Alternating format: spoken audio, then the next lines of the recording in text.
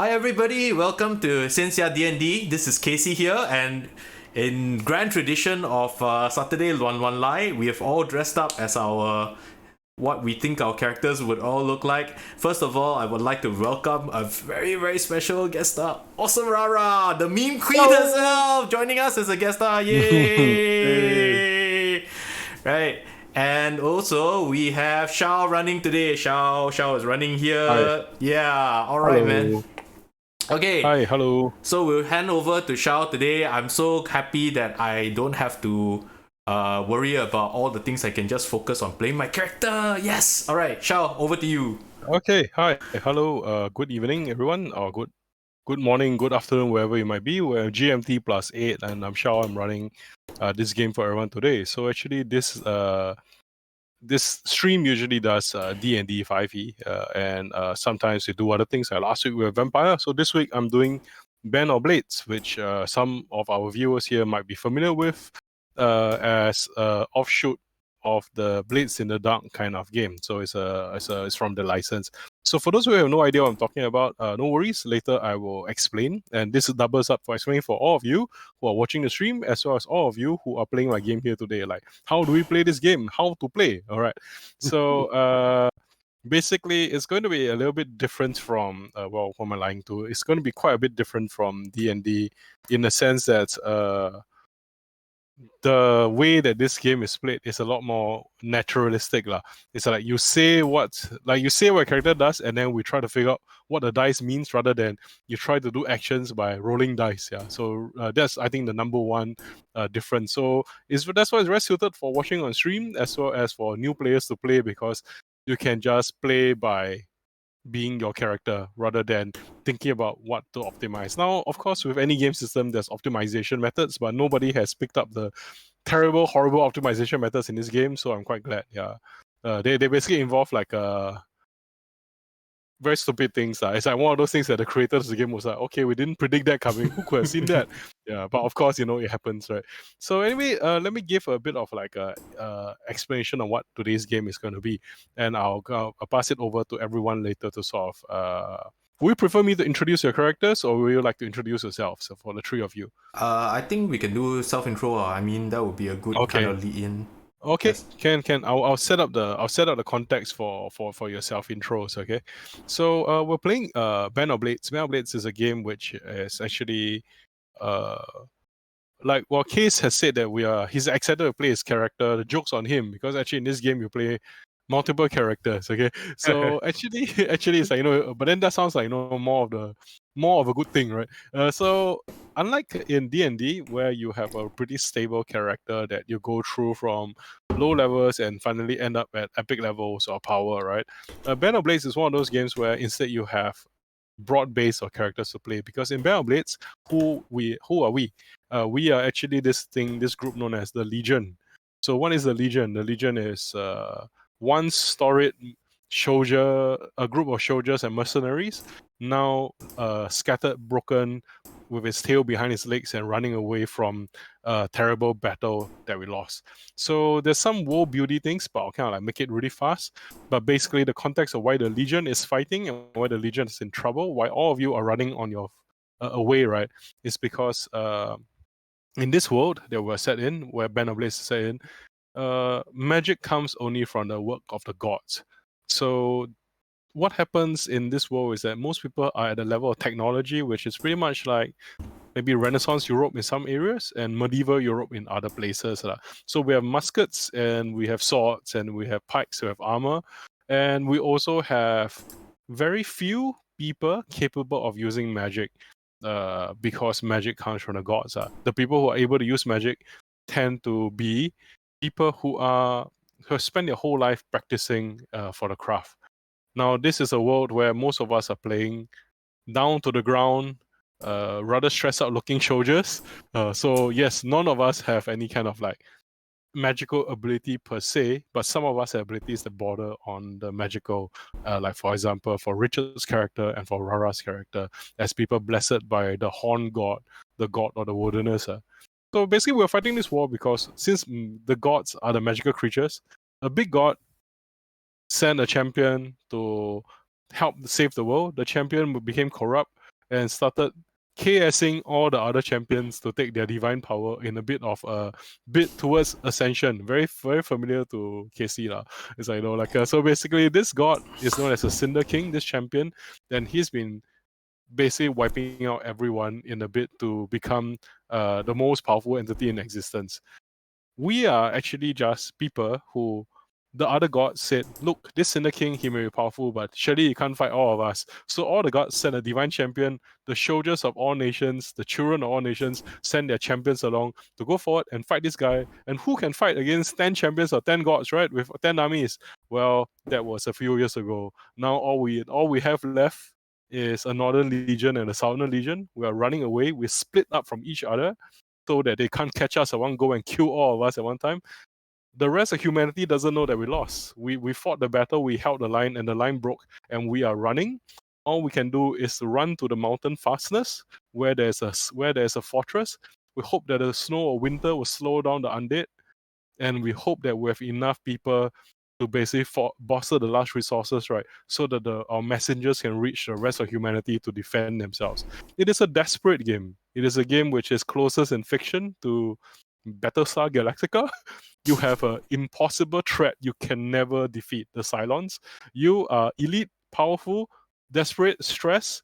You are a microcosm of society running away from something that is there to consume you and instead. So in this case, being such an upbeat game, that's why there's so much humor in this game. Because when faced with absolute terror, what do? We laugh and try not to die. So our characters today, we situate ourselves in right at the beginning of this game, where we lose the final battle that was supposed to be our Pelennor Fields. It was supposed to be our moment of glory. We were supposed to beat back the evil horde, but they won. And so that we are going to start the game right from around that timeline for everyone. So this is the context for the party. I will give everybody like a time to kind of like shine and talk about themselves first. I think first of all, let's go by seniority for rank first. Okay, so we have our mysterious. Okay, we prefer to be a sergeant. I think sergeant for you is okay. Like like rough that's military fine. rank. Yeah, for specialists, right? Spec. Okay, so we have our sergeants for today's party, right? Played by Richard. Okay, so Richard, why don't you introduce yourself, your character? Sergeant. My character is his name is Blackstocking Wisp. He's from the Pena family. His family used to be part of a merchant family, and and apply the nomadic trade as one of basically go to town to town as to apply their trade. So he joined the army to like every second son or third son who doesn't want to like take over the family business, he goes over to join the army and try to get away from the family. So when he joined the army, he has the ability. He found out that he's well skilled in the force recon or the scouting specialty, and has been specialized trained in it. He has gotten the name of Stalking and Wisp because he has not failed in finding his target and eliminating his target. So you're on a kind of a quest to kind of like earn back another aspect of a name, to change your name, right? Yeah, to basically change my name, yeah. Okay, got it. All right, so thank you, Richard. That's our specialist for today. So what is a specialist? The specialist is in the nomenclature of Blaze in the Dark, the specialist is the most elite forces that the Legion has to bring. They are specially trained soldiers with different skill sets from most people. So Richard is going to play the person who is the most competent member of the party for now. And we're moving over to our charming recruits and fresh rookies. We'll start with we'll go over to who would like to go next? Rara or Case like to go next with describing your character and who you are. Hello, I am Hello. White Dwarf Winter. So my family, right? We came from the forest. We are all nomads, and we are all real rodents. And I joined the army because I heard they have delicious biscuits and Milo there. And so I and so every time we go outfield, I will always make the best s'mores because I always put Milo powder inside. And so when I was back home, I used to be a countryside cook, and now with the rest of the team, I'm trying to make delicious food to make them all feel better during the adventure. Okay, thank you. So we have a countryside cook who's been dragged into this bloody war. I mean, it's hard to do business when necromancers and warlocks are destroying the countryside. So sometimes countryside cooks end up conscripting into the soldier base. So hopefully, let's see what we'll cook up and let's try to survive. Don't worry, I'm sure Black Stocking Whips will take very good care of you and make sure that you can go home to make good food, right? Yeah. All right. So we got the last member of the party, the man in the hat himself. Hi everybody, my name is Chevalier Aurum Aquis. For those of you who don't know, I will have to explain my character background with a Singaporean reference called the White Horse. Oh, no. Now, the White Horse is a person in the army that has incredibly good treatment because of his political linkages. So usually these are people with who are sons of ministers, sons of generals, sons of and what have you. And so for Chevalier Album Aquis. So Chevalier Album Aquis is from a race, from a nation of people called the Orites, or as we like calling them, the Alright. So Because they're super alright, right? yeah, because they're White horse super. power. Yeah, they're super alright, right? So for those of you who don't understand Latin, that's all of. I think that would be everybody except me. And that Album Aquis is White Horse in Latin. He comes from the Aquis family, whose crest is a black shield with a white stallion rearing, and their family motto is Aqueous Aquilis. So yes, I've spent my entire background making terrible puns about Latin puns. about white horses. Yeah, it behooves you to do this, right? Exactly. Yes. Indeed. So, Chevalier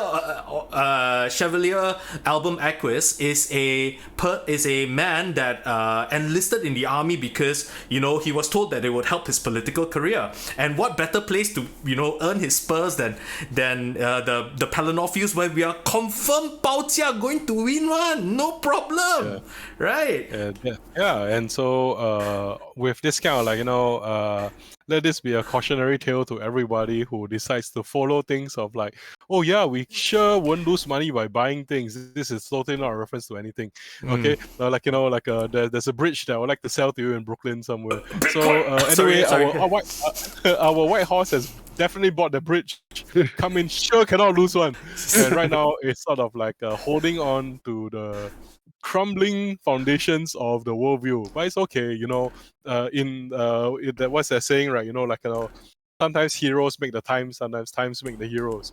But right now, maybe we just try to make the time to survive. Okay, so that's the cast for today. All right. So I'm kind of going into a bit of like gamey elements right now, to just help everyone follow the stream and also to help my players understand for today.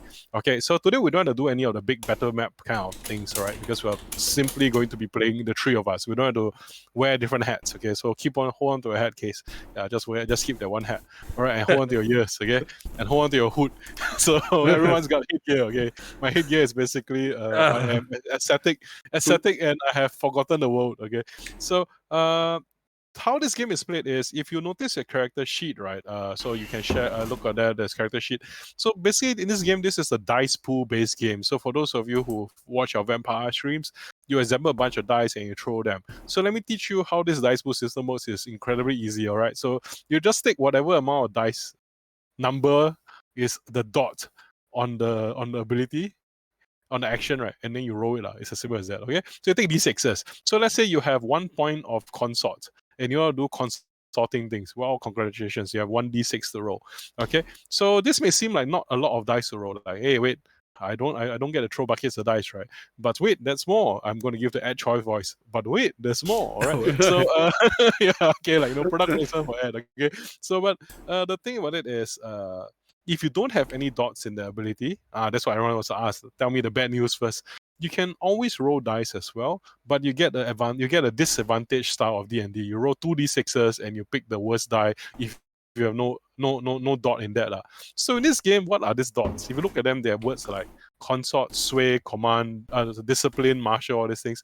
These aren't actually skills. These are actually kind of like general actions and approaches. So they're not like you're not defined in this game character by your skills, right? But more like your general aptitude and doing things. So for example, one person's skirmish might be they're very good at taking handguns and shooting people. They're very good at that. Another person's skirmish might be they're expert duelists or whatever it might be.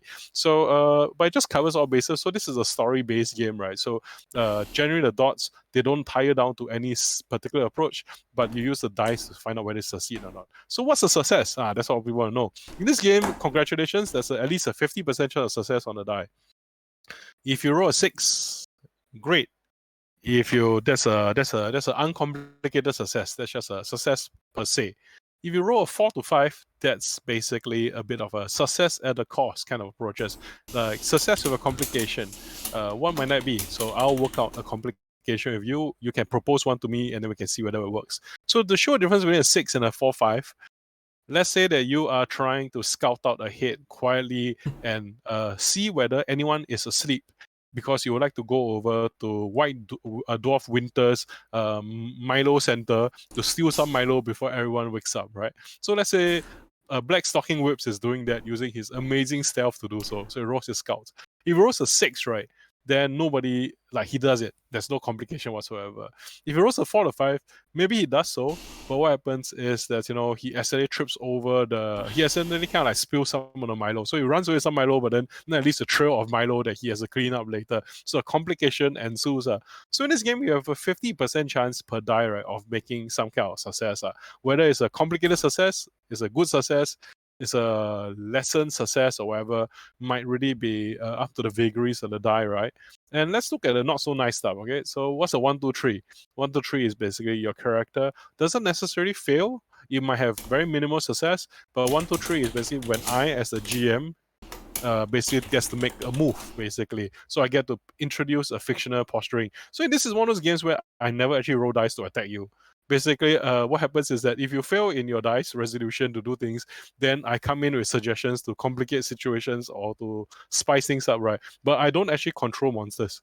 I don't actually control the world. So basically, in modern game design terms, they call this a player-facing game. You do things, you roll high, no complication. You roll badly, complication. You roll very badly, I come in and complicate a lot. Okay, so most of the time you push the narrative, and I'm there to suggest things. So you may not be very happy with your low dice pool. Like, wait a minute, this doesn't sound great. All right, so let's look at how we can solve this dice pool. This is my let's take a bank loan voice. Okay, so you have 3 major ways to do it. One is you can take a devil's bargain with me. So what is the devil's bargain? Devil's bargain is basically you say that you would like to get bonus dice, but if something doesn't work out the way it does, something bad happens. So you state the risk, and then I accept or don't accept this bargain with you. So I'm the devil in this case. So in this case, for example, maybe our white horse, black hat wearing Orite, alright, is taking guard over the enemy position and making sure nobody is coming over. And try as he might, he starts to fall asleep. He's like, he's really tired, he's exhausted, and maybe he rolls discipline on himself to kind of like, no, I have to stay awake, all right? And then he takes the devil's bargain, which is, I'm going to get extra dice on this, but if I fail, I'm going to accidentally fire my musket and ring off a shot so everybody knows where my scout position is, all right? I say, sure, sounds great, man. This is great for the story. Go ahead. So he gets two bonus dice to throw, I think. I will check later. 1 or 2 bonus dice to throw. And then if he fails, right, then not only does he fail, the bad complication is added on to whatever asshole complications the ST wants to throw out. Yeah. So the devil's bargain is usually one of those things you do in order to make your life both more interesting for the viewers and also to make your character, it really tells us a lot about your character. What kind of risk will you take? What kind of risk will you not take? If you don't take risk, sure, But if you would like to take risks, right, then this mechanic basically allows you to do exciting things about who you are. So that's the first one. You can take a bank loan called the devil's bargain. Okay. The second kind of bank loan you can take, right, is called unhealthy work-life balance, okay, aka pushing yourself. Okay, so you may notice on your character sheet you have this thing called a stress bar. This game is totally not in the modern 996 working culture game. Okay, so you have a stress bar. Your stress bar is basically like a chocolate bar, but much more stressful. So what happens is that you have 9 bites of this stress bar. When your stress bar fills up to the max, right, your character basically has a bit of PTSD episode, or whether your character goes unconscious or whatever. So your stress is essentially what do you use your stress? You use your stress to prevent yourself from dying. So you turn injuries into stress. You're like, haha, I got more guts than to die to this gun. You can stare at death and say, not today. So stress is what allows you to transform what will kill other people into what just inconveniences you and gives you nightmares for the next 3 weeks. Okay. So the other thing you use stress to do is you can use stress, pay stress, mark off some stress, give yourself bonus dice to roll. It's as simple as that. Push yourself, don't care about long-term psychological stability, and just give yourself some sweet dice. Okay, you can tell that this game is built to be desperate. Yeah. So this game's original engine was actually a Shadowrun style game where you play rogues and heists and robbers, where it's all about, oh no, can we do it? Fuck you, do it. Okay, so you can push yourself to stress yourself out. So that's the second method. Okay, if you choose not to stress yourself out, then you can just use the 1 die basically. If you want to push yourself, you get bonus dice to do it as well. So it's a powerful technology. That means that anybody can get dice out of nowhere. Even if you have no rank in ability, you can ignore the disadvantage rule by just stressing yourself and saying, I need to do this now. So let's say you don't have any ability to study the situation, you're not studied, you can just push yourself, stress yourself, like, I remember my grandfather told me this thing, okay? And then it comes out, okay? The third bank loan you can take, right, is basically if your friend leads you in what is called a group action. So if somebody says, I think Richard, we're doing this today. So let's say Richard looks at the two guys, the two rookies who are not very good at sneaking around, and says, look, like if you stealth, right, we're all going to get fucked up, all right? So I'm going to stealth, okay? So what happens is that Richard does a group action, and he initiates a group action. Leading is stressful, so Richard straight away pays some stress. Okay, and Richard basically leads a group action. Everybody who is inside the group, right, adds 1 die to Richard. So we have 2 people, so plus 2 dice to Richard. Richard rolls the gets bonus dice to roll. If Richard succeeds, right, everybody passes the stealth, for example. So basically, this is in movies. This is the guy doing is Tom Cruise, Mission Impossible, somehow giving instructions, and everyone is now a crack shooter. Yeah, basically it's the 10-4 ability. Okay? Yeah. So it's the Roger Wilco ability. So what happens is that if you lead a group in your area of expertise, you are the one who eats the stress, and other people basically benefit, and they offer dice to you. So in D&D, this will be a aid another. Except in this game, aiding another causes psychological stress because too many cooks spoil the broth. And the person who pays for this is actually not the people aiding, but the person who is kind of leading the thing. So leadership in this game is always a little bit tenser. So these are the 3 ways you can take unhealthy loans, which I recommend you to do because they make you more effective and also make your character more alive. Okay, so a devil's bargain, pushing yourself, and finally taking a group action. Sorry, there's one other aspect I forgot. There's a 4th one, which is you can ask for support. So instead of leading, you can say, excuse me, guys, can help you? Can someone help me? And if someone helps you, they pay stress, you get a bonus. So if you want to help people, you're very nice, you're very pro-social, you will take the stress from basically, I'm sure teachers and parents all around the world understand this feeling. Hi, Case, you're beginning to break down now. Especially for those of us who are full-time parents, but sometimes multi-class as teacher. Wow, this one is like the sneak attack. Chick. Yeah. So Work from home, this one is painful then.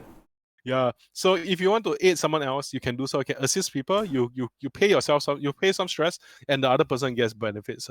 So in this game, one thing to do to help you all understand how the workings better is take turns to feed each other stress. So watch for each other's emotions, just like any IRL kind of like game, right? So unlike D&D where everybody's kind of like a superheroic, I have no feelings, right? In this game, it's kind of like, oh no, this guy looks like he's pulling all-nighters every night. Maybe we should ask him not to do it. I'll take over for now. Okay, please don't do it. So in this game, I think that's how they simulate the XCOM feeling of emotional fatigue, like basically. If your characters get too stressed out in this game, what happens is that you start getting trauma. Okay, sounds totally serious. But if your characters get too many trauma conditions, right, then they retire, they become burnt out. They're still in the Legion, they might be dead, they might be retired, they might just be going off, they got a nervous twitch that makes them able to aim a gun, they may be a sore person, whatever. But basically your characters, if you get too much trauma, in other games your character dies, in this game you fade into the back as an NPC, and then someone else from the Legion becomes your POV character of sorts. So this is totally not stressful. Okay, I hope you guys have appreciated this.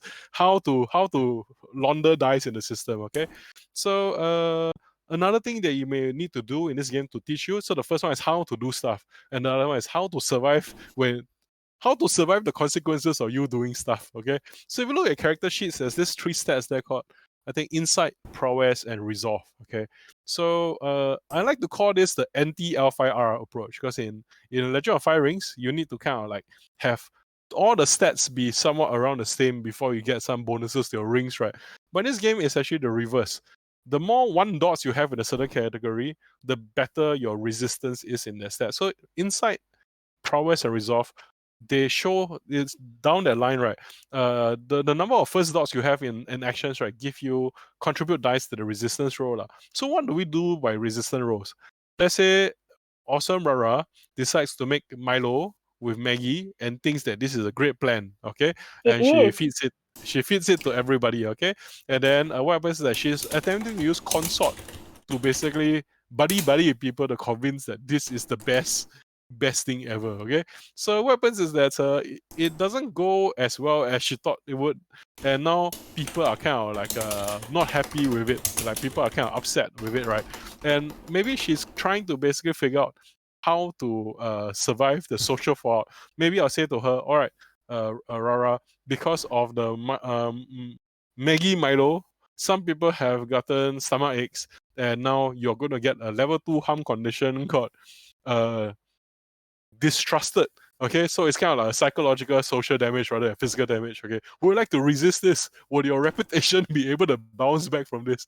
And she says yes. All right, then what happens is that we roll the resolve rating there, because basically it's about whether she can bounce back from this social calamity, right? And she rolls a bunch of dice. If she succeeds, she may be able to resist or reduce the amount of harm that she takes as a result of this action. So same thing in this game combat, it's like that. If you do something like, I'm going to throw a hand grenade at the zombie running at me, and you fail the throw, and the grenade goes off your hands, and then you're like, oh fuck. Maybe you want to roll prowess to basically do a drop and dodge behind somewhere and just throw it as fast as you can. If you succeed, you transform the wound that will be, I blew up my arm to I have scratches and gashes and I'm muddied, but I'm not dead. So it's basically that's what you use resistance to do. Okay. So the engine for that, I'll explain it when we get there. But you don't have to think about it because it's a passive rather than active. Active is the burn stress, do things, help each other out, try not to die. Okay. I think the last part, let's repeat that, okay? Try not to die and try not to get other people killed. I think that one is the important qualifier, okay? All right, so that's all the gaming stuff you need to know. It's as simple as that. And actually, no, I lied, because there's one last thing I need to tell everybody. So the last thing I need to kind of explain to you is that there's this. If you have played any kind of D&D style games where there's power attack or expertise, okay, so basically trade-ins for other stuff, right? So in this game, you can also, there's actually 3 positions that you exist in. The first position I'll say is you're controlled. So what's a control position? AwesomeRara has all the food she needs to make dinner. Case has all the time in the world he needs to make a speech and shine his armor and show up on his white horse. Richard has basically gotten his musket aim on someone up on the forest in a tree. Nobody knows he's there. A control position is the best position you can be in. In a movie, this is the part where everyone is sort of like, the guards haven't found you out yet. You're moving into the position and everything's still going as planned. In this game, very few times you're going to be controlled.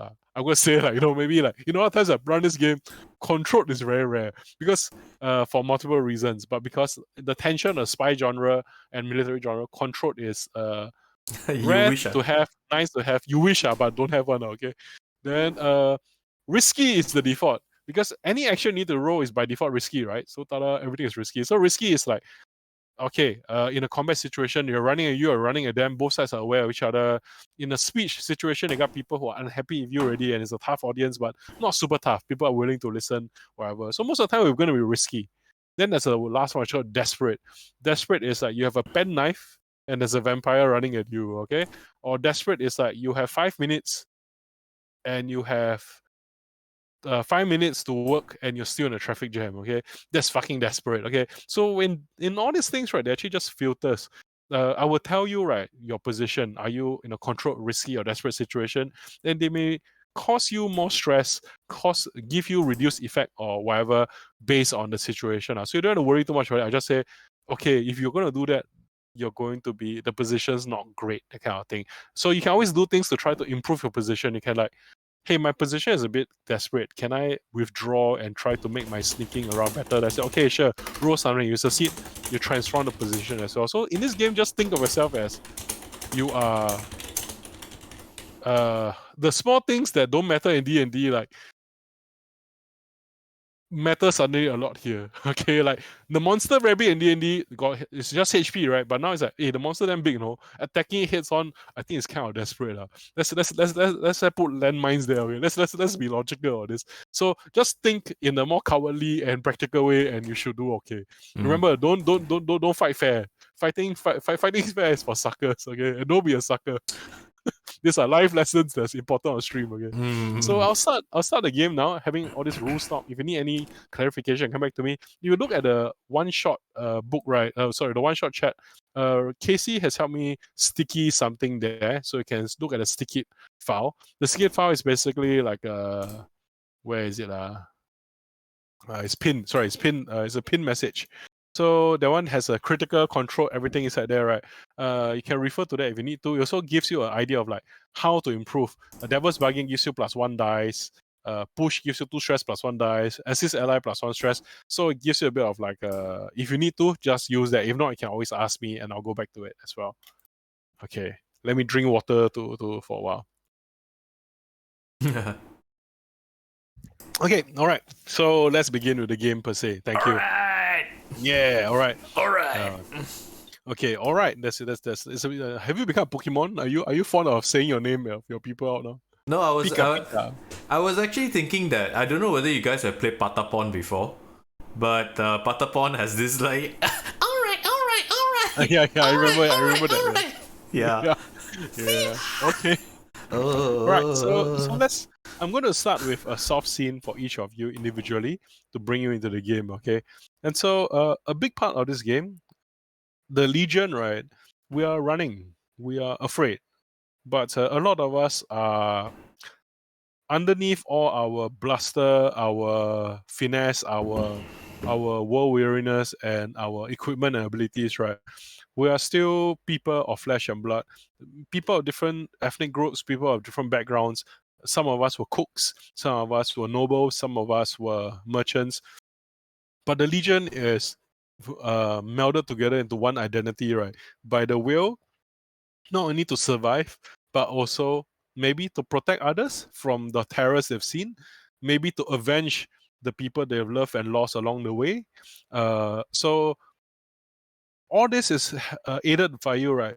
By one single person that is inside and working in the Legion. One of the 9 demigods, right, that fought against the forces of the Cinder King, walks along with you all.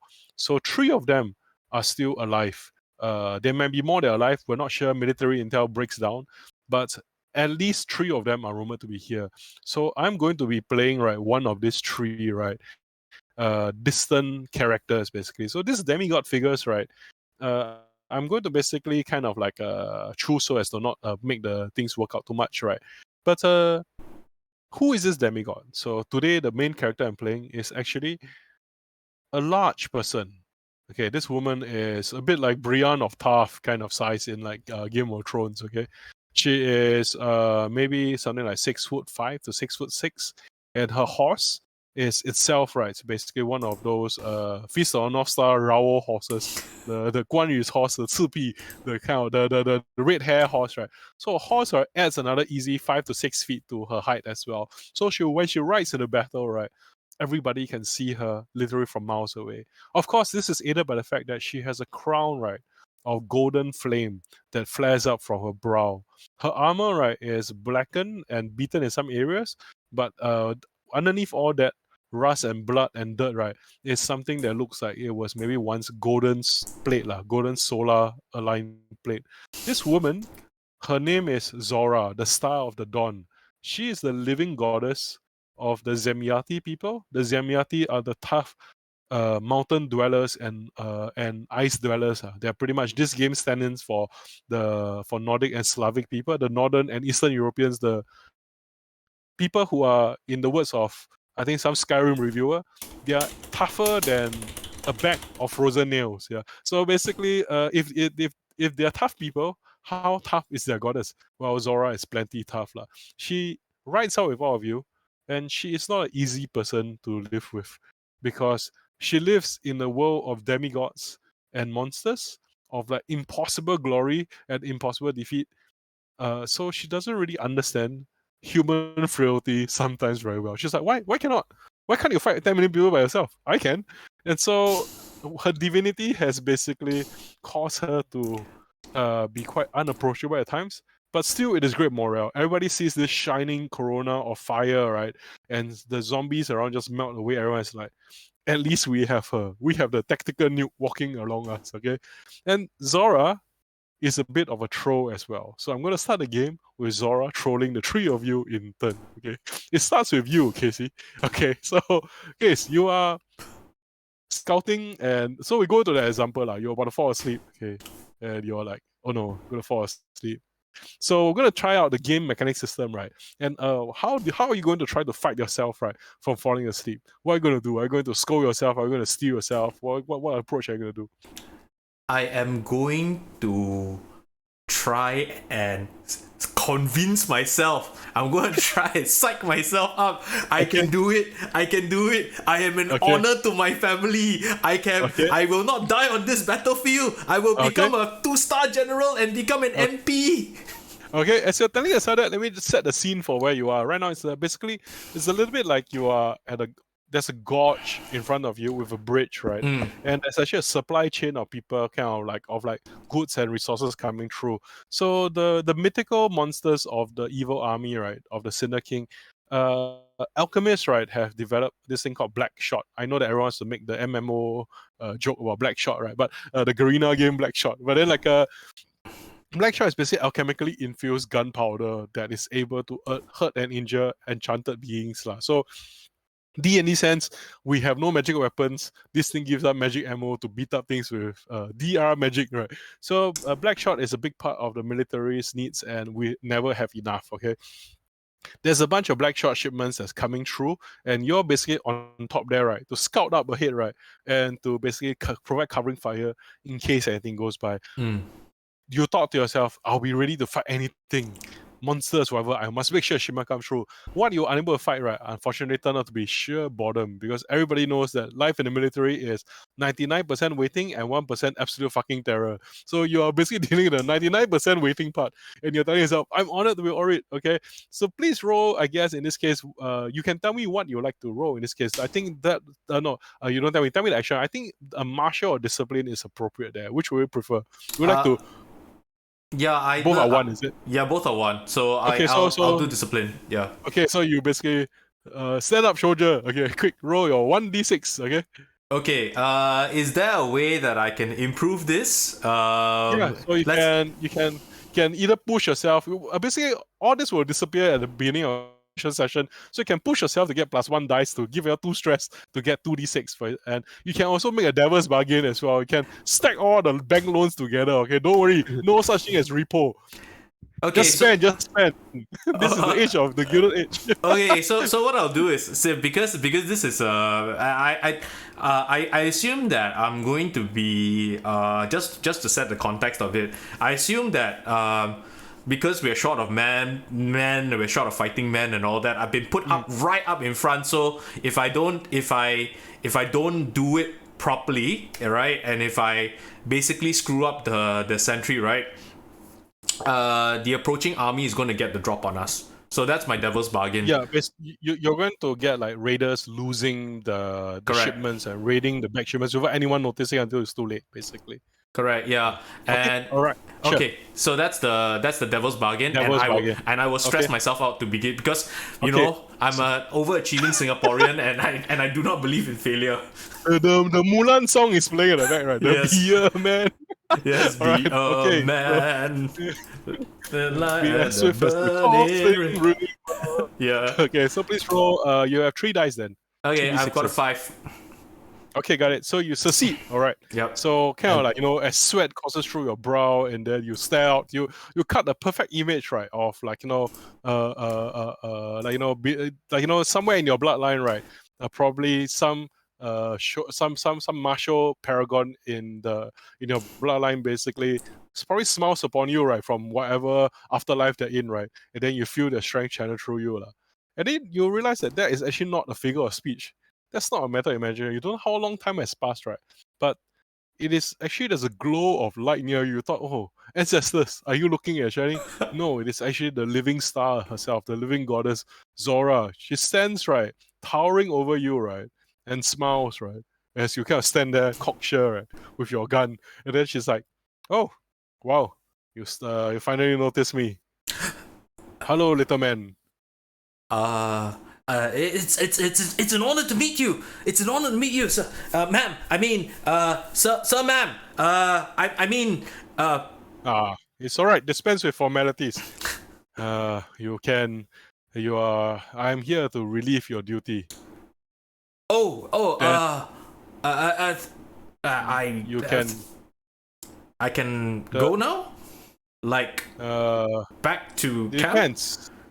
I will be then she has, right, and you can see that from the ground itself, as she touches the ground, right, dirt and mud begin to disappear, and a golden glowing blade of solar flame kind of emerges out. I will be dealing with the rear guard duty. What's this? Little man. So you do not worry about that. But about whether you can go, it depends. Do you still have steel in you, or do you require that she kind of tries not to sneer, but she sneers? Do you require rest? No, your I'm frailty? fine. I am ready to fight for the cause. You are? I am. I have right. naive hope. It says so in my inventory. Yes, I like your naive hope. I'm also looking forward to the other character in naive hope. All of you had naive hope until I did this to you. That's why you all became Richard. Richard, quick, go give your best non-naive hope face. Okay, so this is the military ragging ritual. You get ragged by a demigod, okay? So this is okay. So she says, very well, since you can obviously still fight, I would basically be most glad to have you assist me if you are up to the task. Oh, of course. Anything you say, sir, ma'am, sir, ma'am. This one is like the self arrow is real. Okay. No, So- Tao rookie ma, white horse ma. Yeah. What? It's Yeah. like everything can one. 2-star Okay, this is general, what I says. MP of the people. So I says, very well, great. You look yonder, then she points at the sky where there's a storm kind of like, you never saw it coming, but there's a storm cloud that's broiling, right? And there's like purple flashes of lightning. It almost looks like some kind of living storm cloud that's kind of like just miasma of like mist and storms hitting together. In D&D, this will be probably some kind of storm elemental of some sort. But for you as a one hit dice with level 1 warrior, is like, oh my god, what the fuck is that? Okay. And then this D&D paladin Asima being is like, don't worry, boy, we can deal with it. Okay, this is the reverse. Okay, now you all know how normal people feel when you see the Xianxia characters. Yeah, lor, it's like what is that? Oh, It's totally normal. that's me长天，完了，就是 Yeah, just wanna why- go man. 安息耕田的，yeah. And why you suddenly got Sichuan accent come on? Okay, so you see like the living storm kind of emerges and he says, looks like, you know, she's sending some things out. Okay, you see the power of my weapon is based on flame, and they basically create a lot of lightning and rain along. They are no doubt trying to destroy the black shot by spoiling our ammunition with water. So I will distract them, but I dislike having my armor's rusted as it is, and my hair is wet enough. Doesn't go well with a wet look. So I will need you to be my shoe bearer as I head into this. Oh, of course! It is an honor to hold your shield! Very well. This is And, the character saying, Casey already knows. Wala, tipai xiao liao. Confirm xiao liao. Okay, got it. So what happens is we'll kind of like fade to black the next scene, but essentially it's a storm and a chaos of like fighting, and you're running there, right? And the shield that she gave you, right, isn't even a shield per se. Okay, it's really kind of like an umbrella to protect her. Basically, you're kind of like, she seems like almost interested, right, in seeing how it's like she didn't need you to be a shield, right? She just sort of want to see, right, how you hold yourself up, right, in a stressful situation. Okay, and then after that, right, so like, you know, you go back to your things. You're like fucking tired lah. There's mud, right, between your toes, right, that in spaces that we weren't even aware that there were spaces. Okay, so it's like, you know, like your sweat, right, basically kind of like courses down the back of your shirt, right, and your fatigues basically have changed color basically, and your leg muscles, right, feel as though they've been shredded by extensive running, because you ran into a battlefield through a river of mud with a storm howling down With an umbrella. and a demigod, right, holding an umbrella over a demigod who's a lot taller than you, so you're straining your back, right, as you run, right, and then as you think to yourself, do you think this is the best day of your life, do you think this is the worst day of your life, or is it both?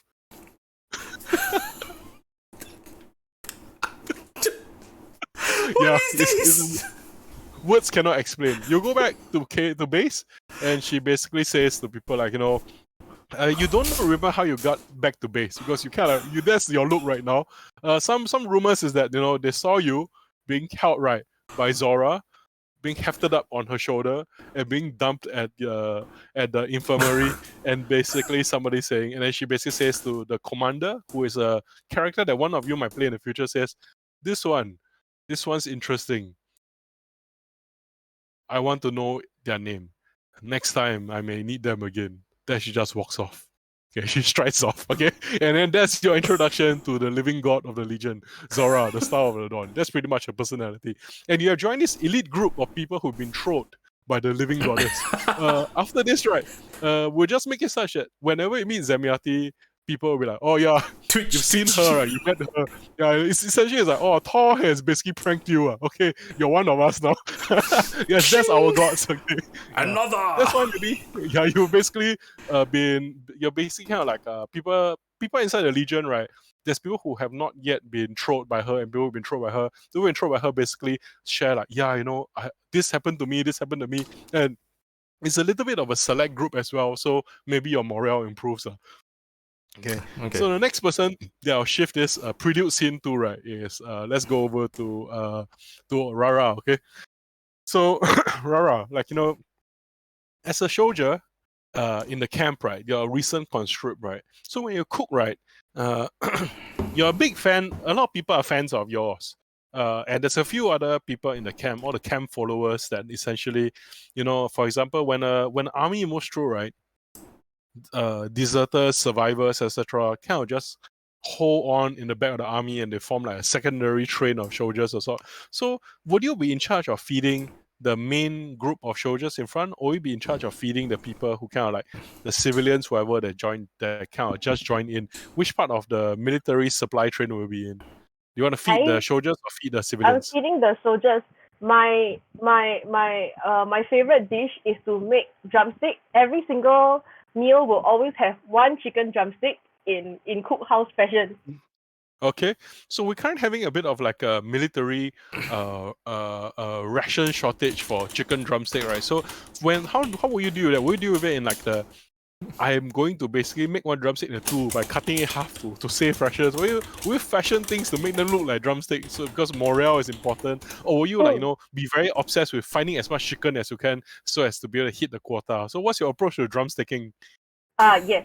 Well, I know that I cannot use the musical instrument one, but I do know that I can use the ice cream stick and wrap a soya bean Okay. skin around. Yeah, and then I just soak it in Okay. chicken bouillon until it smells like chicken drumstick.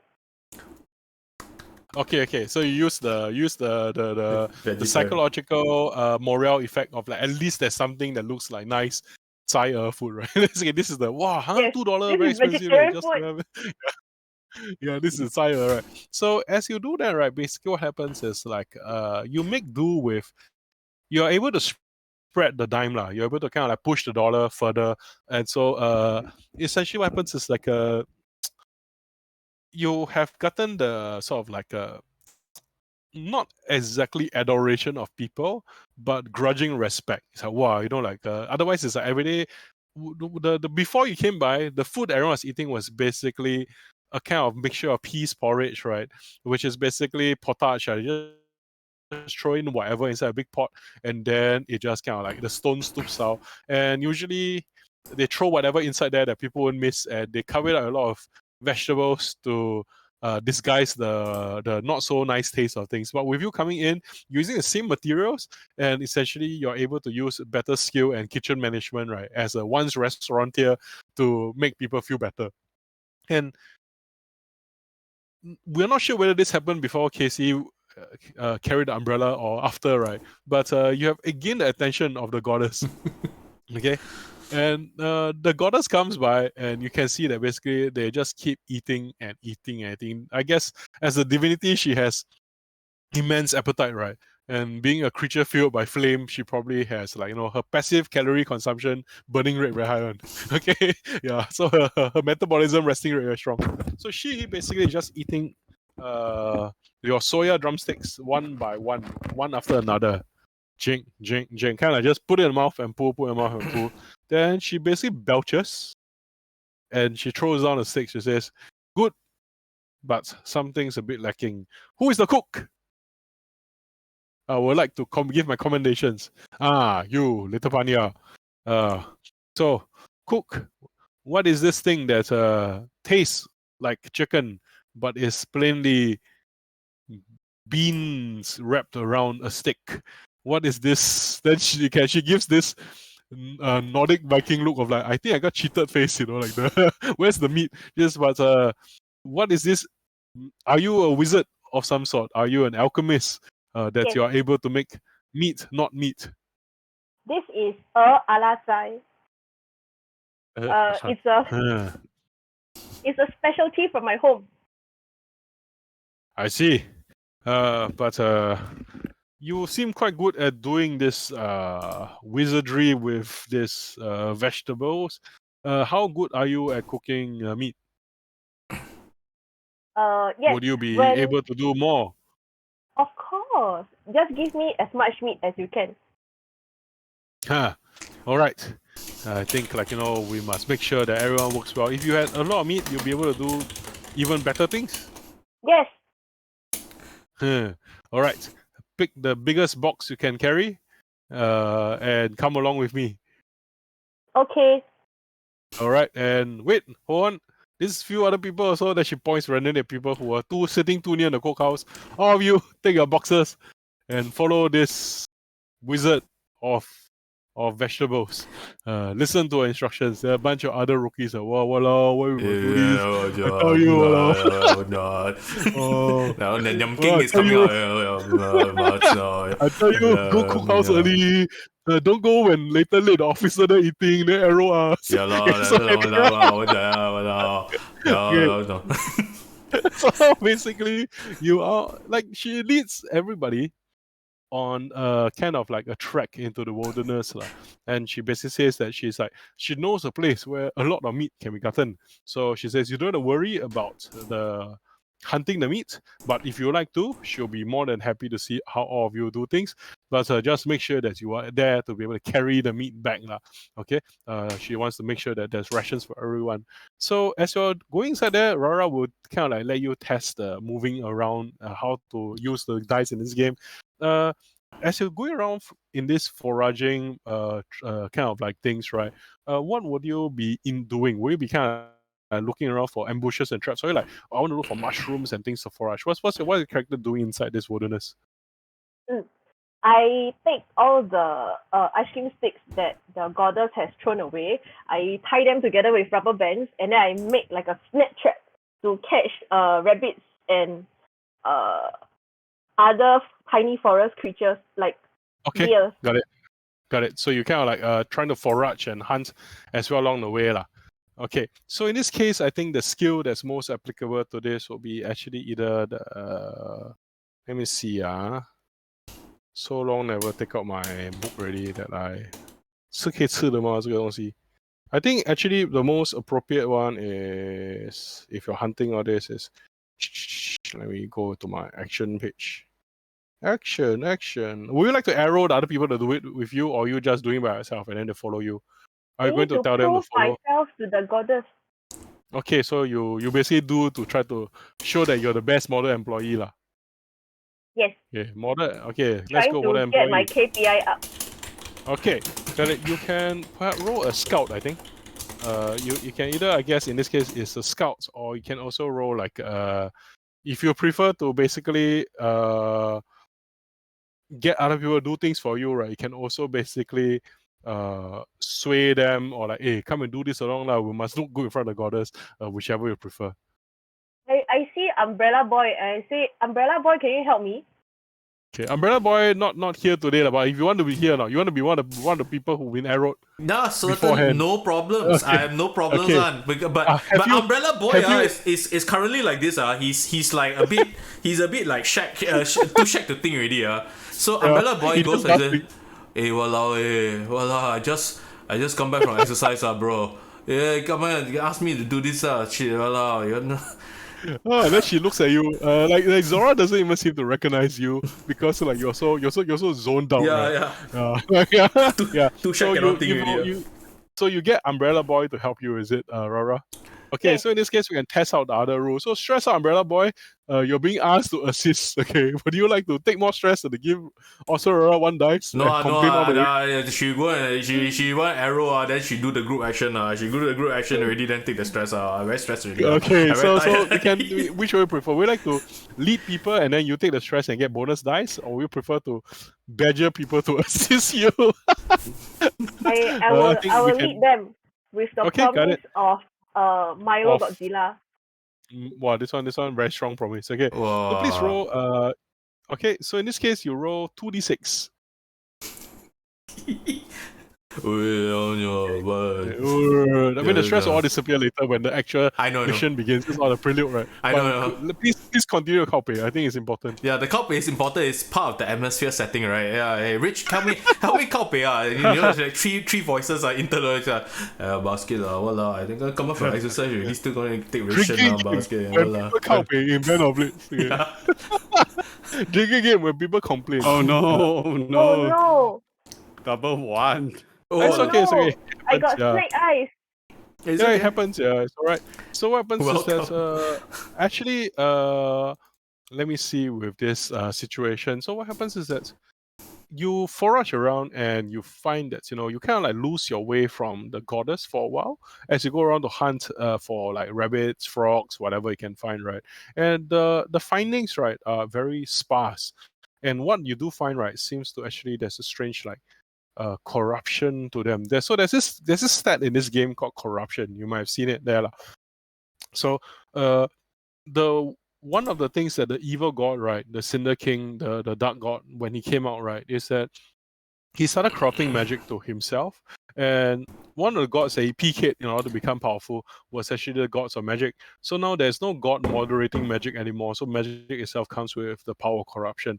So when corruption occurs here, what happens is that some of the rabbits themselves, right, basically have grown reptilian kind of features, and like basically they kind of like snarl, and it's a bit of like the rabbits are hunting and eating each other. Like nature is being violated inside here. As a creature of the forest, right, Zapania is one of those like what the fuck shits, right? And then like for case Umbrella Boy, you're so tired, but there's something quite wrong here. I'm just like rabbits are eating each other. And what happens is like, with a 1/1, you fail to find food you can use. But the other consequence of having this failure is you're also separated away from the main party. And you're not sure how far away you are from everyone. Both you and My horse. I think everyone lah. Basically, everyone's a bit stressed. You're in the dark forest, and the creatures of the forest have started acting weirder. There's basically skeletal creatures, kind of like signs of undead in the area. Everyone's kind of nervous and holding their weapons a bit, right? And it's like, oh my god, what happened? The kind of thing, right? Skeleton creatures skeleton creatures no meat lah. How to eat like that lah? What basket at least now with at least with the bones, you don't use toothpick anymore. You can ice cream stick. You can just use. You want make us eat bone broth for what lah? Walao, you're gonna cannot like that nah. Good for collagen. And there's a sudden explosion right behind you inside the forest. There's basically a pressure wave, right, of something very large, right, descending upon the atmosphere and leaving a bit of like a big hole in water pressure, right? So like a big burst of rain just comes down, right? And you can see that since all you are Monster Hunter character players, right? So something that's basically like I guess like one of those dragon wyvern things, maybe like a Rathalos looking like thing, basically, right? Okay, this like a creature right, that basically just comes down. Is as much flame and bone as it is flesh and claws, right? And you can see that the hunter, right, that is of this beast, right, is of course your much magnificent, perhaps lacking in stability goddess, right, who's basically hammering it, right, with what appears to be a mallet, right, that she's fashioned from a log, basically, and she's basically beating it up, right, and then she says, right, and she shouts, right, exultantly at the top of her voice, right, as the screeching of the beast comes. And you've seen this beast before, these creatures. Some of them call them the storm beast. They were sacred over to the goddess of storms, who was destroyed and transformed by the Cinder King, right? So this were actually, this Garuda dragon-like creatures, right, were actually her chosen bringers of rain to the population. Now they've transformed instead of becoming people who spread plague and acid rain and whatever lah. And then but inside all that, there's still a very big dragon chicken thing. So then later you can see that the goddess is like, see, I told you there was good eating in these places. All right, and then she basically says like she takes the mallet, right, then she smashes and concusses it in the face, and a big piece of steel, right, falls from her torso, right, as the creature basically drags its claws down and armor plates fall off lah. And where she bleeds, right, her blood doesn't even touch the ground, because the moment it touches the ground, it becomes fire. Zora's blood is literally celestial flame, right? And then she basically says like, "Oh, feisty, aren't we?" And she punches a hole into the into the mallet, right, so that she doesn't have to bother with gripping it, and she just punches it one hand, uses other hand to stabilize, and she basically kind of like just smashes away at it, and she says, "Hey lads, hey kids." Meanwhile, all of us are going, Wizard, ready for go, wizard. already. All right, what's this? I hope to get you. I know I promised you a drumstick, but I may be only able to get you a wing. And then she jumps up, right, and then she throws she throws a bang into it, and she hefts a blow, and the hammer breaks, right, the maw breaks, and you can sense the creature's wing is shattered, right. Then she basically laughs exultantly at it, and then she basically says, I forgot. These things, they taste rancid. She looks at the blood that's forming up around it, and she says, let's purify this. Let's cook this bird a little. And then basically she sets the wing portion ablaze, right?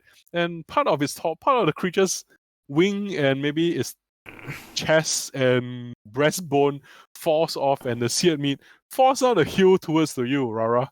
Okay, this is the time, right? There's this big. You've never seen such a big Kenny Rogers meal flying at you before, but now you have, all right? And then you're thinking of all the basically chicken 3-piece meals you can make from this gigantic piece of dragon flesh coming down at you. The only problem is it's very big. What a gift! I'm so shocked.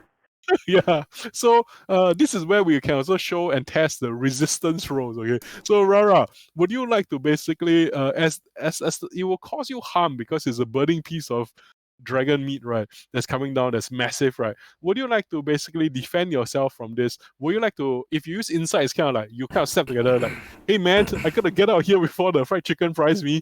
Or if you use prowess, is you just duck and like you maybe do something more physical. Use resolve is kind of like you snap yourself back. It's like no, stay calm, and then you can kind of act out. So which is most appropriate to your characterization?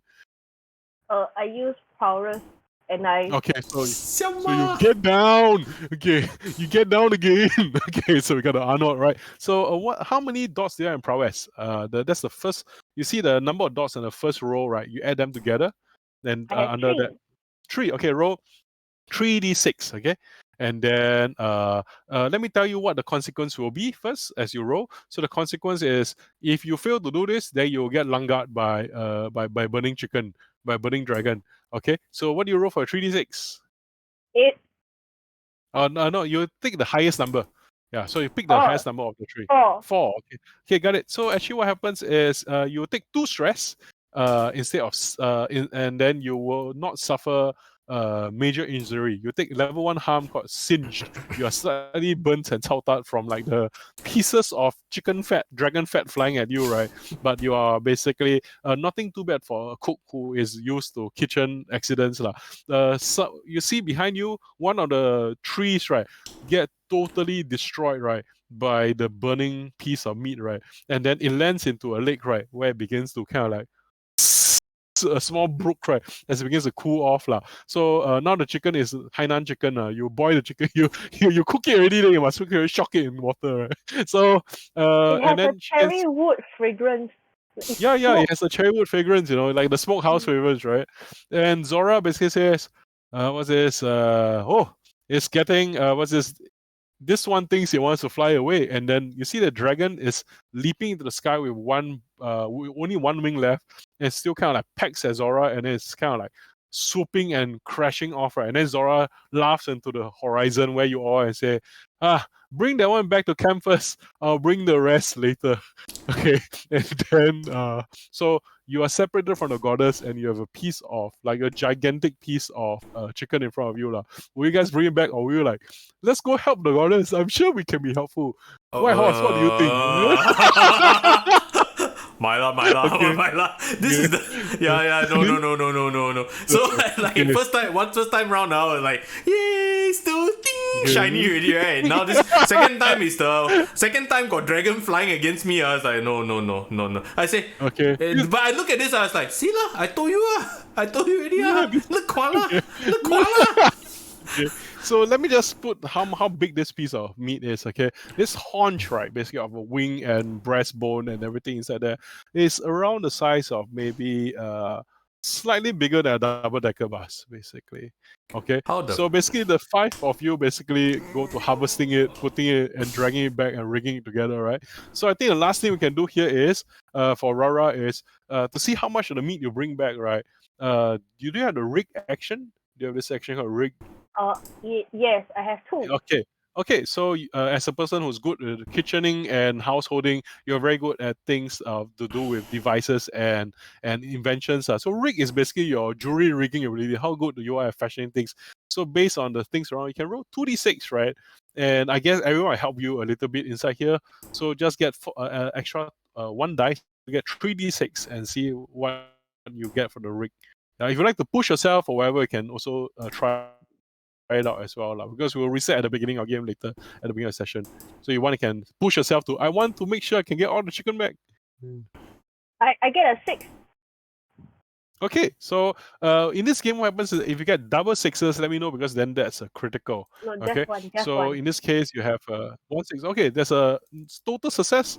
Everyone comes back. You lose some of the chicken flavor along the way or whatever, but then largely we still have this thing. And the special thing about it is that the goddess has manifested her power in this case, because this thing is been corrupted by the evil magic of the god of the Cinder King, so it's actually blighted. But she's used her power to basically cleanse corruption on it, which makes it not totally safe for eating, but with your good cooking skills, you're able to cut away the parts that shouldn't be eaten and focus on the parts. So for the next few weeks after that, right, people are sick of chicken after that. There is so much. There's so much bones and meat that you can use to make a chicken bolo. It's a real cool house, right? This is the actual market conditions. The first time I eat it, shock. 3 weeks later, oh no, please stop. Okay. Yeah, but this is a bit of it's an embarrassment of riches. People have been before that eating peas porridge and moldy bread. Now instead they're eating pieces of this. So the team, like, this is another example of Zora's I guess presence in the army. This is also exalted. What happens if you're a Solar in your team, everyone's a human? This is a Greek myth, right? You have Hercules on your team, but everybody else is a mortal man, right? It's like, oh no. Into the Why is Li jungle. Bu like this? Li Bu 神经的病. So now we go over to the last prelude. Then we will have a small break. Then go to the actual mission. This is just to set everybody into like how life is like in a legion, and especially with your celestial patron, basically. So Rich, Black Stocking Whips, right? How much do you think of your need to earn your name? Like how much does Stocking Whips think about that? Is it like a No, he constant doesn't. thing sometimes? He doesn't think of it much. Because he has left the family at a very young age, so he Mhm. doesn't really think about it at all. It does come once in a while when he meets another Penya, in the army or in their travels, but it doesn't come out like a constant thing. Okay. So yeah. All right. Okay. So you are sleeping one night. You are basically not on shift. You're kind of like, it's your proper Mhm. rest time. When you sleep, do you kind of like put your back towards a wall so that you have more areas to cover, or are you like the kind that like to sleep under the stars, and so that if anything changes the wind, you can okay. Like what's your behavior like when you sleep for the specialist? Basically, he sleeps in the open, but back towards tree, Okay. a big tree, so that he doesn't have to he doesn't have to like worry about being backstabbed by anybody. Okay. Got it. All right. You feel like this strange. You have this dream of basically like one of those anxiety kind of dreams where your leg kicks out and then you're like, hey, wait, something is not quite right, and then Mhm. you kind of when you wake up, right, there's something really not quite right, basically, because you see that you are sleeping on the same area, but the Mhm. familiar weight next to you is gone. Yeah, so your musket is gone. Okay. And Mhm. then basically like this is really one of those actual military scenarios where people do this to their juniors, right? And then you can see Yes. that and then you can see like basically there is you also sense that all your equipment that you have is also gone, but Mhm. there's a single thing in your hand which feels like it's something that you didn't have before you fell asleep. So everything you own is gone. You are still in your clothes, right? But your Mhm. equipment, your gun, everything is gone, and you kind of blink around and you realize that wait, the night sky is different from where you fell asleep. You fell asleep by the constellations. You are quite far off between where you are and where you thought you fell asleep just now. You're maybe 20, 30 leagues away from everyone, and you have nothing with you except a knife. And you look at the knife in your hand. It's a Mhm. real well-carved knife. It's a very strong knife, and it's not a panya knife at all. It is a Mm. Zemyati knife. The Zemyati are famous for using the knives to seal their bonds with each other. So it's a Mhm. Zemyati ceremonial knife.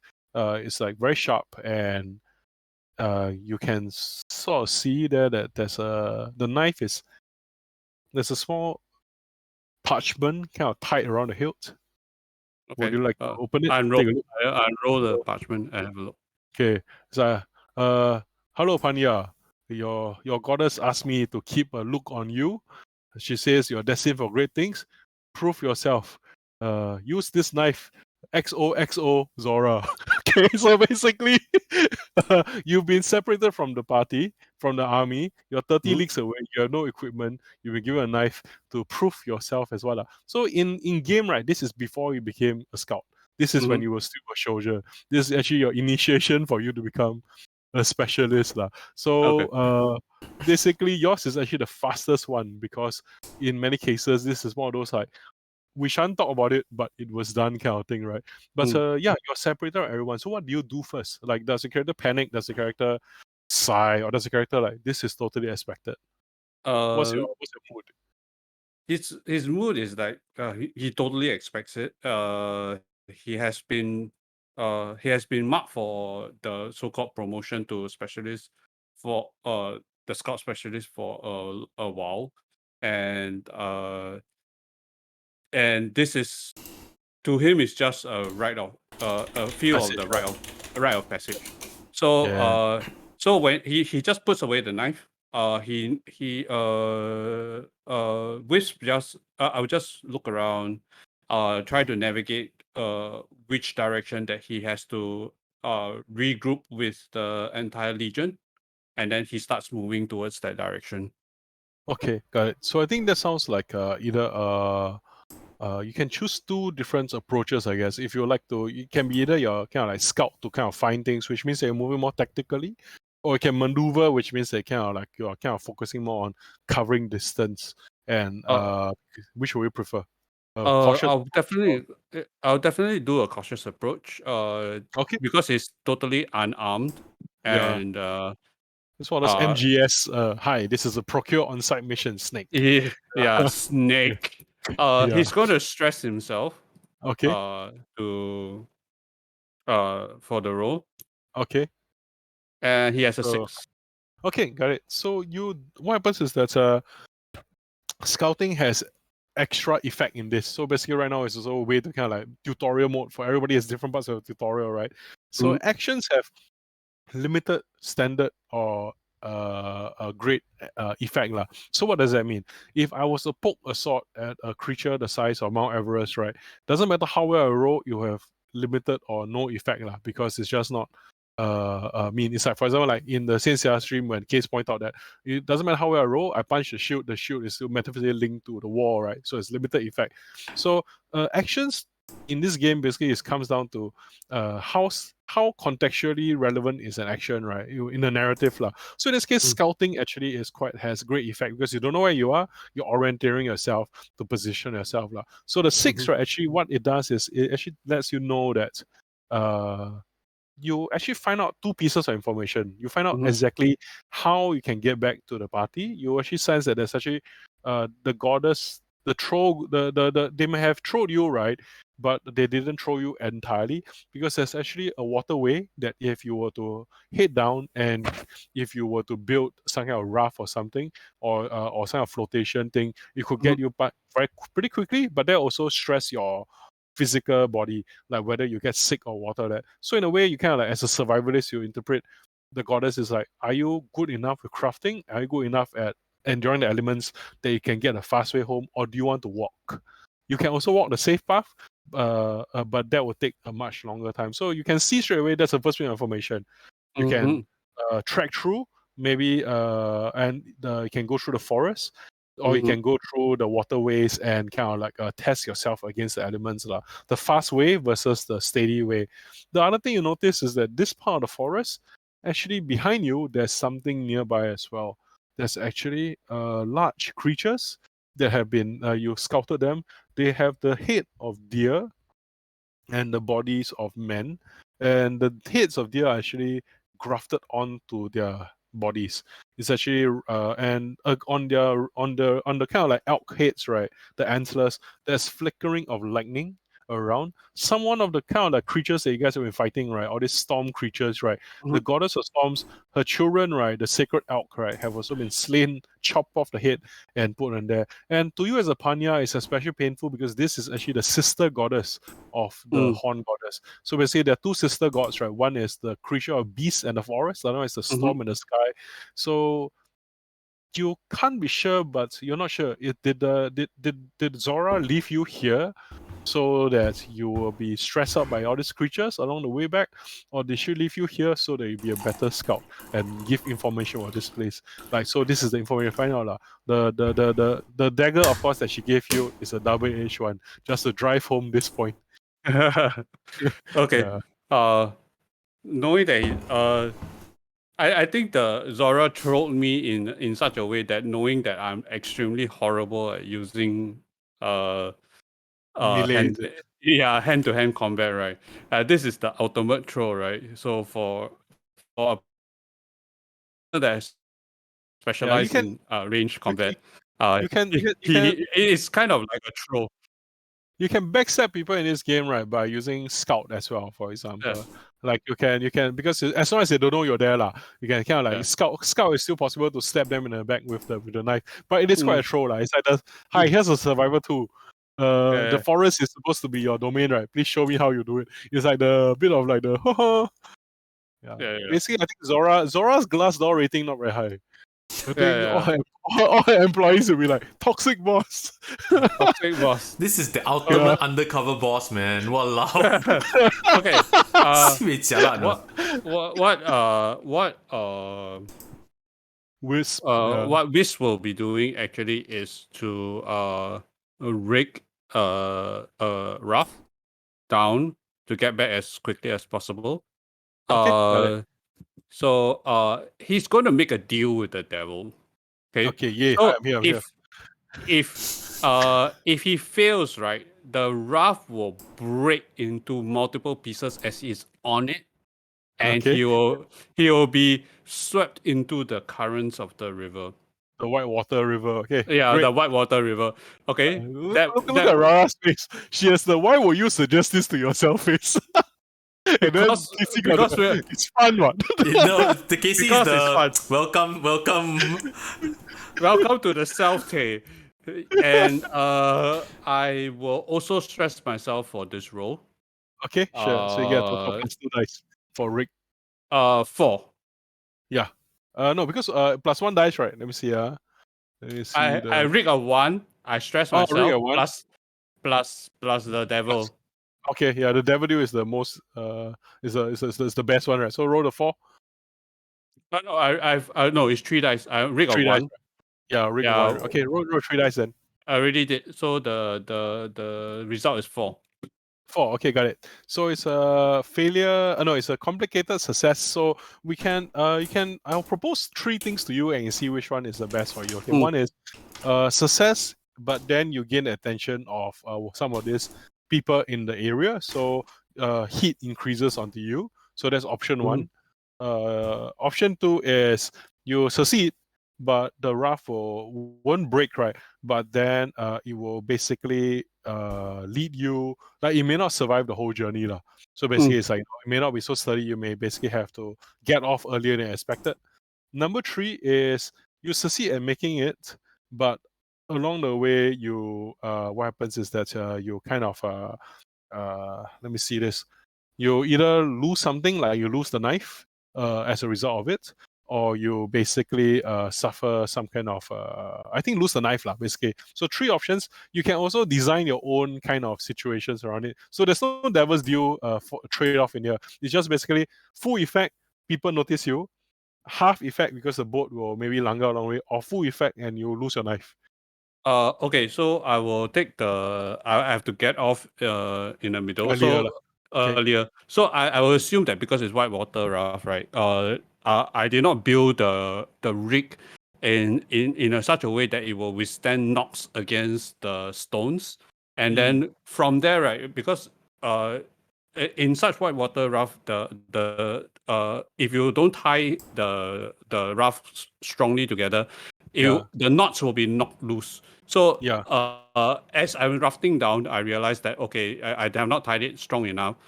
It gets knocked loose. I have to pull to the side to get off, and then I will leg the rest of the way. Okay. So it turned out to be a bit of a mixed blessing, because what happens is that as you head down the water, the thing about running water is it also covers sand pretty well.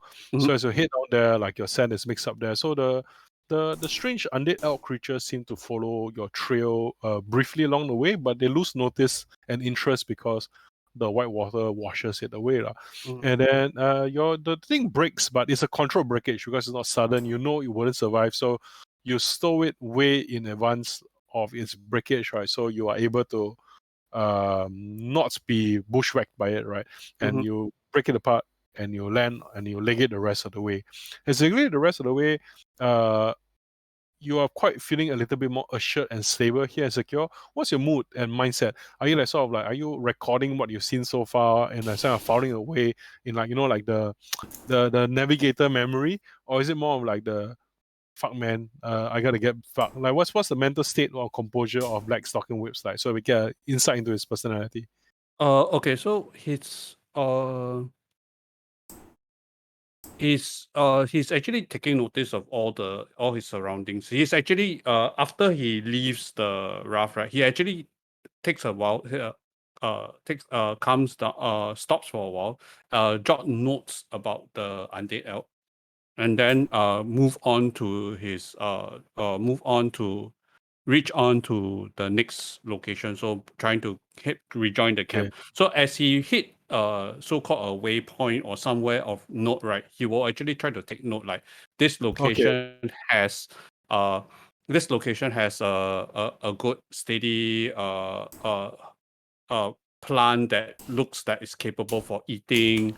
This location looks like there's a herb that can actually soothe burns or heal wounds. So he's actually very aware of his surroundings. Okay, got it. So I'll give you two pieces of information here as well. So this is basically also a way to let the viewers and as well the other two players also see like how the mechanics of this kind of game works. Because it's actually, this game is very much of a guided conversation approach. Basically, it's like I say something, you bounce back at me, right? So we don't roll dice unless they're sort of really necessary, right? Mhm. So Rich, what you do see here, I give you three things, okay? One Mhm. is you notice that the elk creatures, when they're trying to follow you, you notice something quite funny. But it's funny because you're not in it. Okay, like as it kind of like the instincts of the elk is to basically use its nose to sniff. But at several time, whatever dark god made this creature is more of those age-lord kids that's like, whoa, lightning and thunder, whoa, they're undead, and then got master. So as this creature dips its head into the water with the lightning coruscating there to try to sniff or to track you, right, it kind of blows itself out of the water. As the lightning charge just blows up. It's like, whichever artificer rigged this together, whichever age-lord 14-year-old kid built this monster on DeviantArt, right, did not think the logistics through very much. Okay. So that's quite funny. The first thing is like one of those like, like you play those stealth games, you see like Dishonored or whatever, you see people do stupid stuff, and you're just like, wow, lucky I'm not here. I'm on the rooftop. Yeah, this is one of those like, well, good thing it's not there. The second thing you do see is something which is potentially interesting, is that the warriors of the elk creatures are actually not moving alone. There you hear the baying of sounds that sounds like wolves, but you sniff the air. Your panther heritage tells you that these are nothing like wolves. You see actually people walking on all fours. They look almost as though like they are hunched on the ground. They've got dog collars that spike around them, and they're actually acting like dogs and wolves, but they're people. And recognize them to be one of the groups of warriors belonging to another one of the fallen gods. This one is a militaristic kind of like a Dark Knight, Death Knight kind of person, right? And the people that he defeats, right, those that don't give him a good fight, he literally breaks them and turns them into his hunting hounds to basically humiliate them further. So these are humans who has been psychologically conditioned to think that they are dogs, right? And this very old clan imagery, this is the Barghest throwing at you, right? So these humans basically that they haven't even been flesh shaped or anything, they're just people who have been emotionally broken down into becoming hounds of war, right? Running around, right? And you see there's a large man in black armor with thorns sticking out of his armor. You know that this group, the Knights of the Thorn, right? The Thorn Knights, right? That's what the local soldiers call them, or people just call them spiky boys, because as soldiers tend not to be very respectful to enemies, like, give you age not name, just call you spiky ass, or whatever, right? So it seems as though this is actually a meeting place, right, between two of the Legion's enemies coming together. Traditionally, the Legion's enemies don't really work together very well, but it seems as though in this area, the elk people, there's a meeting, right, between the elk person and one of the knights. They seem to be comparing and sharing information, and right now you have a choice. Right now it's like advance back home, right, or listen onto this piece of intel between XCOM, the assassin and warlock are talking. Do you want to listen or do you want to go back?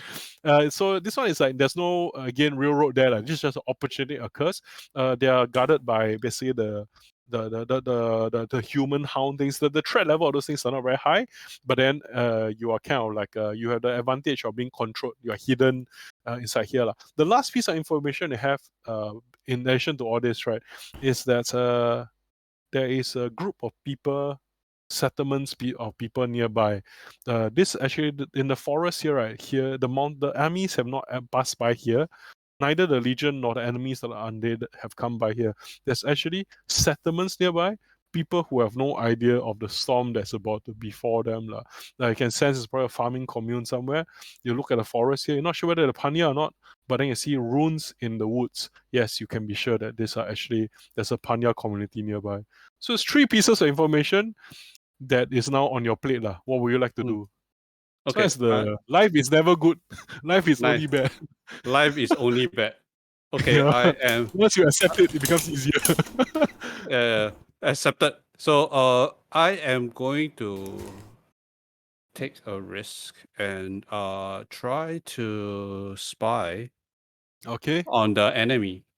Okay, got it. So please, in this case, I think it's a straightforward roll. It's a scout roll. Scout roll. Would you like to push, but take more bank loans? I'm thinking of taking more bank loans. I already have 4 stress, so Remember, I am a tiny undead bank owner. I'm a necro financer, not a micro financer. necro fund. Okay. I deal in necro finance. Bargain with the devil. Okay, hi, I'm here. Devil's here. What you want? So if I'm What gonna the make this scouting roll, and then Okay. if I were to be spotted, if I fail, I'm going to be hunted by both the war dogs and the elves. Okay, got it. And then, of course, being an action hero, you lure them away from the humans in the area. Is it? Yeah, The lure them Panya- away. Yeah, this one is the XCOM. Oh no, the reprisal attack. Yeah. All Okay, right, so please roll your scout with the devil's deal. Would you like to push yourself for more stress? No need. 3d6 got it. is good enough. Okay, got it. I have a 5. Okay, congratulations. So 5 is I'll give you 3 choices, and you can also offer counter proposals. Okay. Can I activate Infiltrator for this? Sure. You find that in this case, what happens is that this was actually the stress moment that caused you to transform into becoming a specialist. This is the Pokemon moment where the Gumi becomes the you know what I mean? Like the rain comes down, you transform. Evolve. In which new skills come in. So what happens actually is that the hounds and elk have supernatural senses. But what happens is that your supernatural your like you see the note right actually from the Zora is that your goddess told me to look out for you. And then you are in a deep forest. There's Panya communities nearby that may be threatened by this. Like all these things come together, as I know. And then inside your heart, right, you kind of sense that somewhere the goddess of the moon is looking down upon you, right? Mhm. And perhaps even though she's separated from you in the campaign, you can sense, wait, no, I know how to do this. And then the runes around you, the Panya runes that basically tell people where to go, what to do, right? They light up, right? To your eyes, right? Almost as though like they were like, come here, it's safe here, there, that kind of thing. The forest speaks to you. So their supernatural senses don't have any advantage against you. So your effect, right, from being normal, right, because of your infiltrator will go up to great. Okay. So so what happens is that you have the 5, right? So I'll give you 3 proposals with this narrative. Number one is you spy on them, you get information. Up to dramatic editing, then you don't get any more information. So it's like from great becomes standard. So you're gonna get the full information, but get enough information to bring back as intel. That's what option 1. Option 2 is you don't succeed at finding things now, but then you can try again with another approach, but you are at a better position. So you kind of like inch yourself for a better position. So you kind of like have let yourself up there, but you haven't actually succeeded at a thing yet. Number 3, the option is, of course, the exciting option, which is you hear everything, but then at the last moment, they hear you. So you must zao and run like the wind. So which approach will you like? Which action movie filter do we do? So it's like XCOM, the Avenger is there, the Sky Ranger, then you're like, please run there, then all the zombies chasing you. No. I will choose the first option. So which one? The first, is it? Yeah, the first option. Okay, So got it. basically, I get as much information as I can, and Okay, then got I and leave. So you get like basically your life of caution has served you well. No point changing now. Let the heroics be done by the person carrying the umbrella. Okay. So you find the information about it is that you have actually, the information tells you what intel you get is that actually both of them are signing a kind of a rough agreement. And this is not right something that both their bosses know. This is not something that the upstairs commanders know. So this is actually the local commanders are acting together. What they are doing is actually they are dividing between the groups so as to be able to get some of the kickbacks on their own.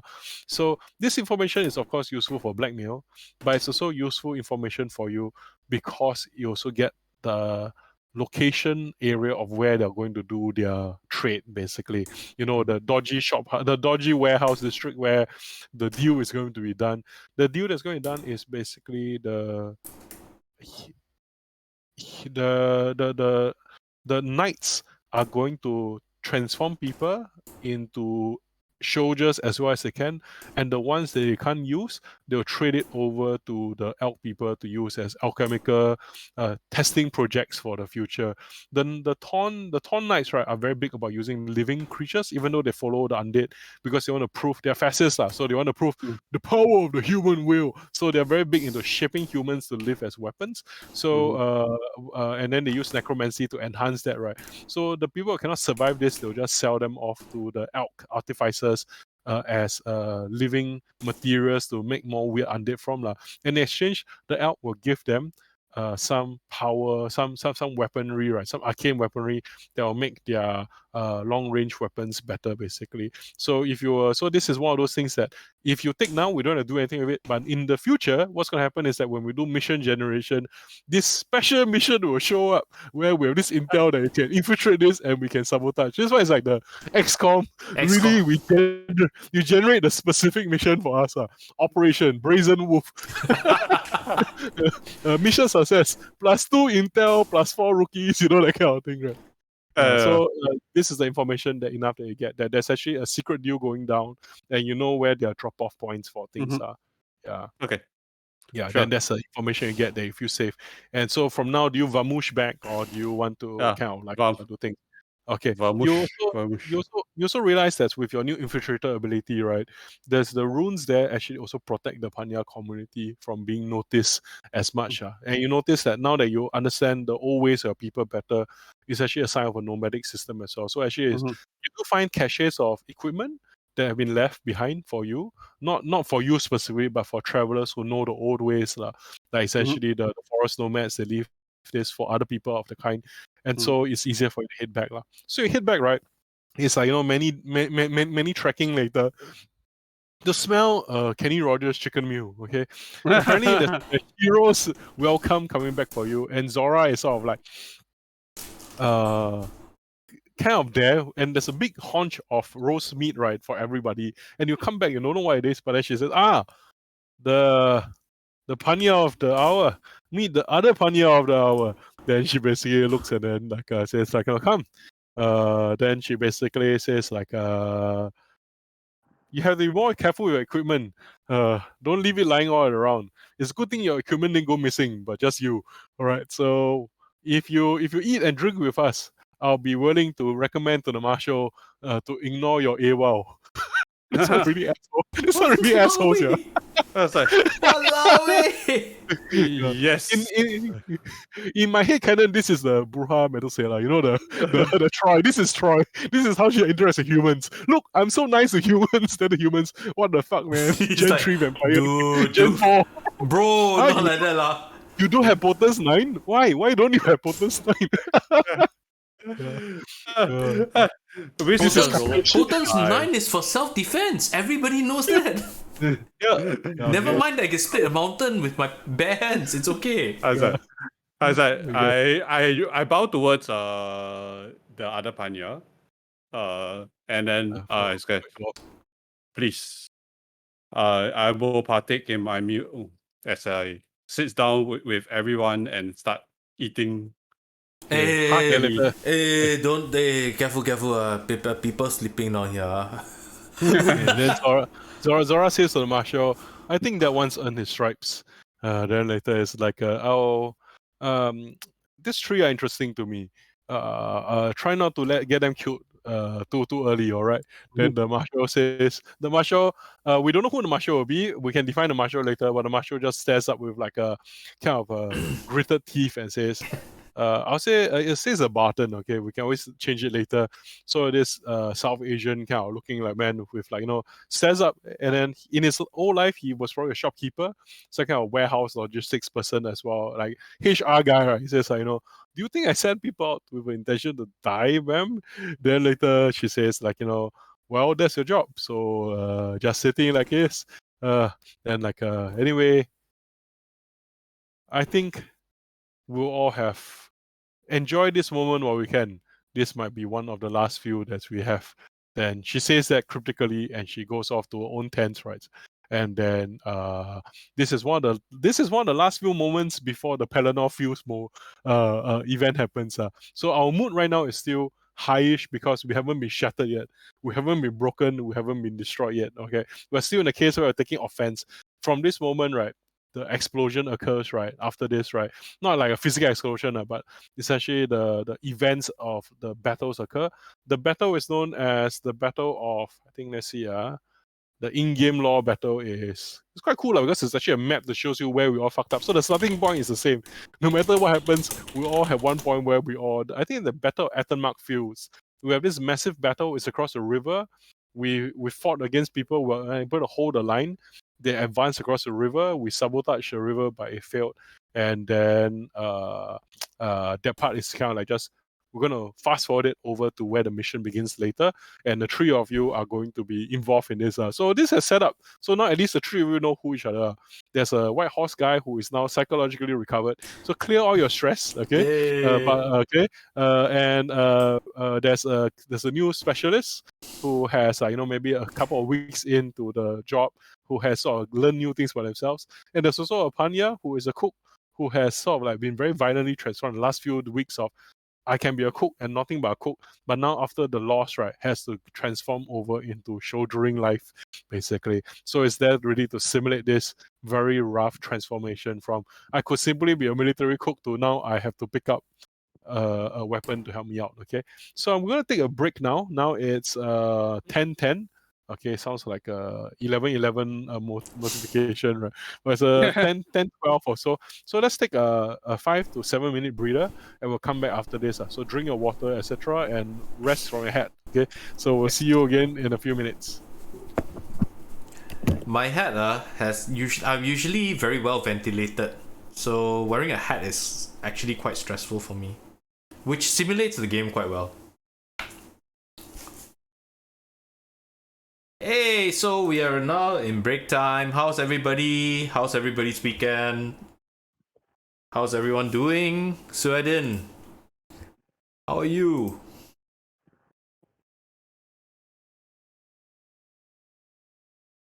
I'm thinking to myself if I can still redeem karaoke. What? You just did last session. Yeah, I should save it for Thursday. Yeah, save it for Thursday lah. Yeah, very stressful, no. Like I did an office performance yesterday. Because in my office the people know that I play guitar and I sing and all that, so I always get tapped for these like office events to like be the office entertainment and stuff like that, except that I have just quit my job. So the last time I did, like, okay lah, this is the last time already, so I was just whacking the breakup songs, it's like every single breakup song I could find. It's like, okay, here's a breakup song, and here's another breakup song, and here's another breakup song. It was quite fun. Yeah, most of the time I don't like, no, please sing something happy. No, I want to sing a breakup song. Yeah. As one would call it, the slash wrist songs lah. The one, yeah, the ones that make you self harm, which is no joke. I have to add, it's terrible. Hey, oh, okay. Yeah, so Eden, how do you find this so far? I mean, the game is quite narrative. I find. I like that Shao likes introducing these things over to us, and of course we have the meme queen herself, AwesomeRara, hanging out with us today, which is awesome.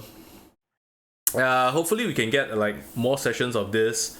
But yeah, next week, just so that everyone knows, next week we have the concluding episode of Nick's one shot now turn two shot VTM. Hopefully, but after that, hopefully we can either get at least one more session of this, or we'll get something else. Nick has also proposed that he run something else apart from vampires, and we'll see. That would be fun.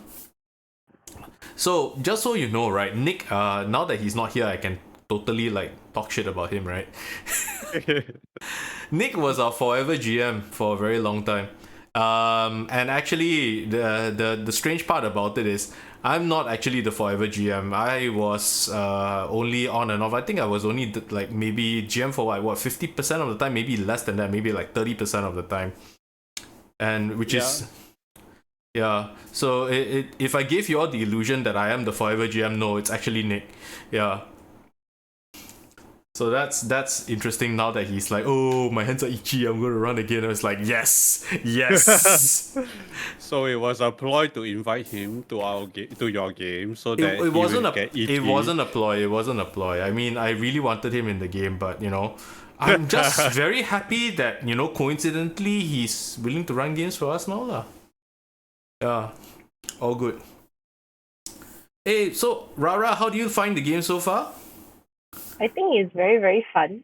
I really, really like that. I get to participate online this time. It's very exciting. I hope you. We want to hopefully get you on more regularly as well. So let's see whether we can host more of these like Saturday sessions. Yeah. It will be excellent for all of us, and you know you are like, we always call you our dankest fan, our dankest viewer. Oh, the memes, man, my god, how the hell do you do it? You know, it's like 5 seconds later there's a meme up. How do you do it? I use this program called Photo Leap on my phone. So it auto cuts out whatever from the background. It's very, very fun. And then I like to add subtitles if I'm feeling like I want to put in more effort. Yes. Okay, but your stuff is like damn super spot on. Like damn super spot on. Thank you. I will work harder. No need to work harder. But you're good. Yeah, Photo Leap, we're all gonna start Googling it already. Like one is like, oh, okay. All of us can be already started. artistic photo editing. Okay, yeah, I'm gonna start taking a look at it as well. Just so that we can make our own version of Cowboy Ramji. Yeah, okay. Oh. Cowboy Ramji is made with Video Leap. Oh, aha. It's another leap. Video Leap. Awesome. Okay, we will look, I will definitely look into it. I didn't buy a subscription. Okay. Can. So my white horse is starting to feel decidedly a lot less white horsey now. Walao, cannot throw Fake white horse. Hey, no, this guy is the real deal, man. If we make it into campaign mode, it'll be like, if we make it into campaign mode, this guy has like, y'all go into your tent, I'll go to the officer's tent, y'all have Milo, I have Chardonnay, that kind of bullshit. It's really that bullshit. It's the cohort, the consort, right? No, it's noble. So I have a trait down there that says boost one campaign action. So normally you need to like spend resources to boost, right? But for me it's like auto boost. So Okay. people say you release stress, you release 2 points of stress, I release everything. Okay. It's quite fierce. It's really quite fierce. Yeah, so I turn him into the self stress regenerator. He's quite tanky actually. Very good at tanking stuff. Okay. I guess. Yeah, let's see. So Pantera's taking Wily Kid and Wily Cat out for mission. Yeah. Yeah. Oh, okay. Now we're just waiting for Shao to come back, and yep, and here he is. Yay, GM back. Okay, wait, let me put on my hat. Now I'm in character.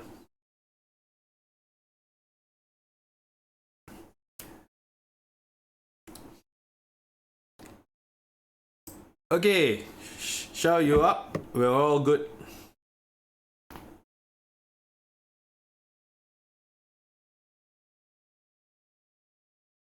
Hey, Shao, you okay? Hey, did you just freeze? Oh, new background. Snack.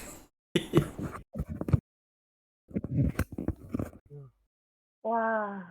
Hi, hello. Yeah, so I changed the set to have an action set behind her. Snack. So cute. I guess that was the blur because that's the prelude, you see. And now it's the actual scene, so I must have a film set behind me now. Sad. Now you know what it feels like to have a budget, right? Now I know. Taking up all my Yeah. budget every week, Okay. Yeah, so okay, so we're going to continue back. Let me just set myself to the proper sequence. Okay. So actually just to get a halfway check, like how's it so far? Like is the system, the understanding, the tone? It's we were all saying when you were having your break that it's actually pretty cool. A lot more narrative than D&D, like you said, lah. And yeah, I think it's also quite newbie friendly as well. I was just saying Rara that her easy to pick up, I think. Yep. Yeah, like basically this is one of those games which is kind of like designed to be like people can just okay, this is the game law, then go in straight away basically. So like we don't have to worry about subsystems. Like the subsystems here is very silly. Okay, how stressed you want to be, how many bank loans you want to take basically, rather than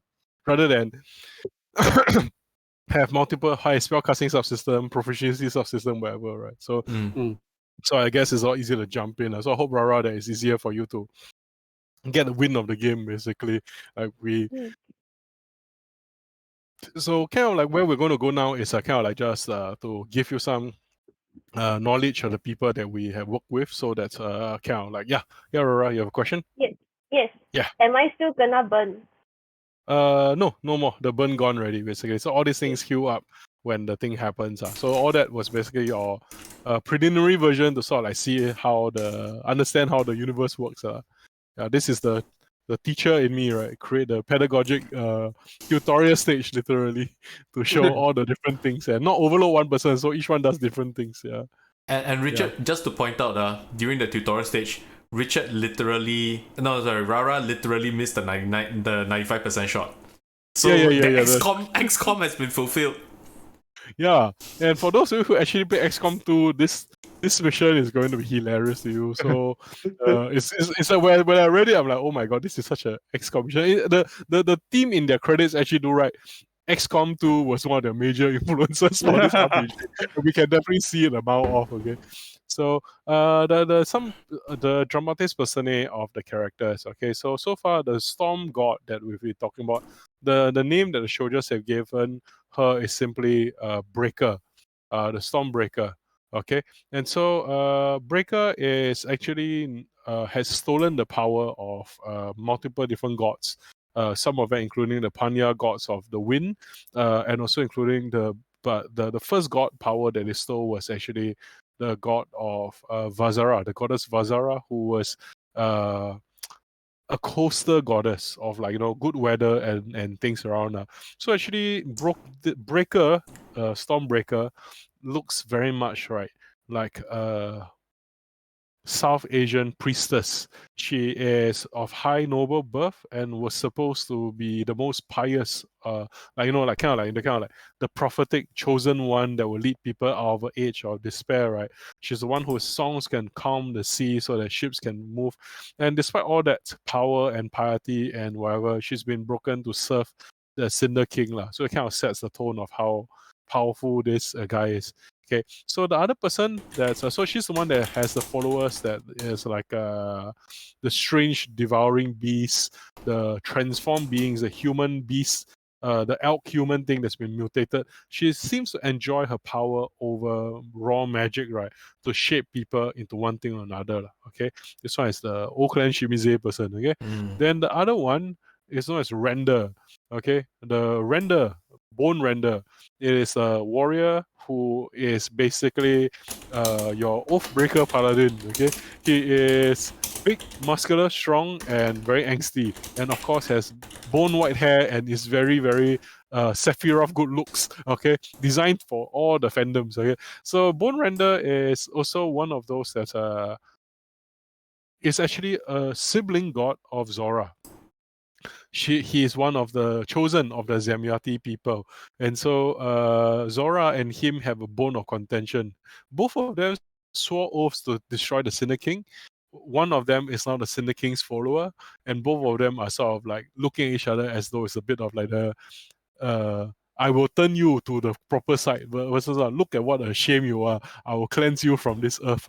So basically, the two enemies in this game that will be coming on people's asses the most, right, will be the militaristic enemy of the Death Knight Render and the arcane, twisted elemental powers of Stormbreaker.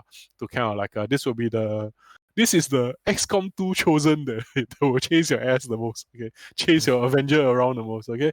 So, what is the mission? The mission actually is going to be one of those cute missions. When I say cute, by this point of time, you should probably know that there's nothing cute about this mission. It's utterly terrible, okay? I'm sure Case understands this very well now that he has gone through the Umbrella game. And you've been given a squad, guys, so we actually have a name for our squad now, okay? So let's see, we have 6 squads in the Legion, and the 2 rookies here are a member of a squad. Let's see. Let me take a look. You look like I look like a white horse, but there's no white horse squad here. There is actually a white horse squad. Silver Stags, yeah. The white horse squad. The Silver Stags quite a horse, but I think actually you guys are not really the white horse right now, like the setup. Yeah, I think we'll decide the squad later. It doesn't really matter right now for us, but then it only matters when we do NPC shit. They say NPC shit is the best part of this game, in which no, I don't want to roll the dice. DM, go away from me. Okay? Now instead we're going over to a primary mission. Okay, so let's take a look at this mission. Okay, so your chosen for this campaign is Zora, the goddess of the dawn. So her special ability that she grants the whole legion, that means it's a legion-wide buff. So she basically, one person buffs the whole army on. Okay, so her buff to everyone is Living God's Kiss. During a rest and recuperation action, each legionnaire recovers from 2 corruption in addition to healing. So normally in this game, right, in the default setting, corruption cannot be healed. It's a bit like Princess Mononoke. You just suffer with it forever. It's like Alfara Taint. The last dot cannot be removed. They just get worse and worse until you become undead and monstrous. That's actually the Cinder King's curse, you see. So Zora, however, as a creature of living fire, living celestial flame, can burn out the corruption. So the questions to ask here is, how does she do it? How much does it hurt? So as we've seen, she destroyed the Rathalos wing and smote it with purifying flame, right? So that it became edible instead of causing plague to everyone, right? So whenever you guys rest, right, and those are corrupt, right, you may get a visit from the goddess herself. It's like, hey, would you like to be smited until you're well again? Okay, so basically, I guess the pros and cons are. The pros is you are no longer corrupt. The con is you're smited. So you smote you. She ends you rightly. She throws a sword hilt at you. Okay, she scalagrims you. Okay, so that's her buff. Whenever in the campaign game, when you do certain missions for her, she will level up as well, and she'll grant more Legion-wide buffs basically. So there's a mini game of farm your god as well. Like, go and go and earn your god's divine favor, and let them reach more apotheosis, then they'll buff the whole army more. So this game is actually a lot of resource management. It's like, do we want to solve the mission, or do we want to fuck around and buff our god up? Of course, the answer is we want to fuck around and buff our god up, right? This is what people do in these kind of games, yeah.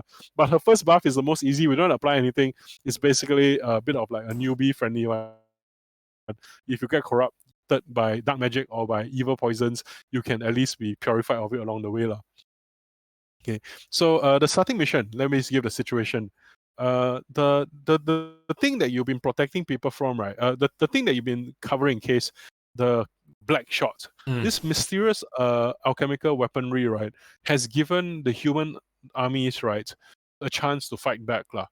So what has happened is that this war is divided into this region is divided into the west and the east. So there's a big river that runs through the center, and that is basically in a country known as the Ettenmark fields. That's the area where the river runs through. So traditionally, the Western armies and the Eastern kingdoms, they don't really like each other. You are actually members of the Legion is from the Eastern side.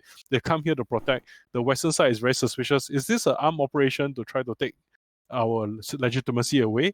But the East and the West basically settled their differences, right, to basically fight against the undead. And even that was not enough. Even with all the alchemical effects, everything, seers and prophets have proclaimed that they see nothing in the future beyond the Cinder King's ascent.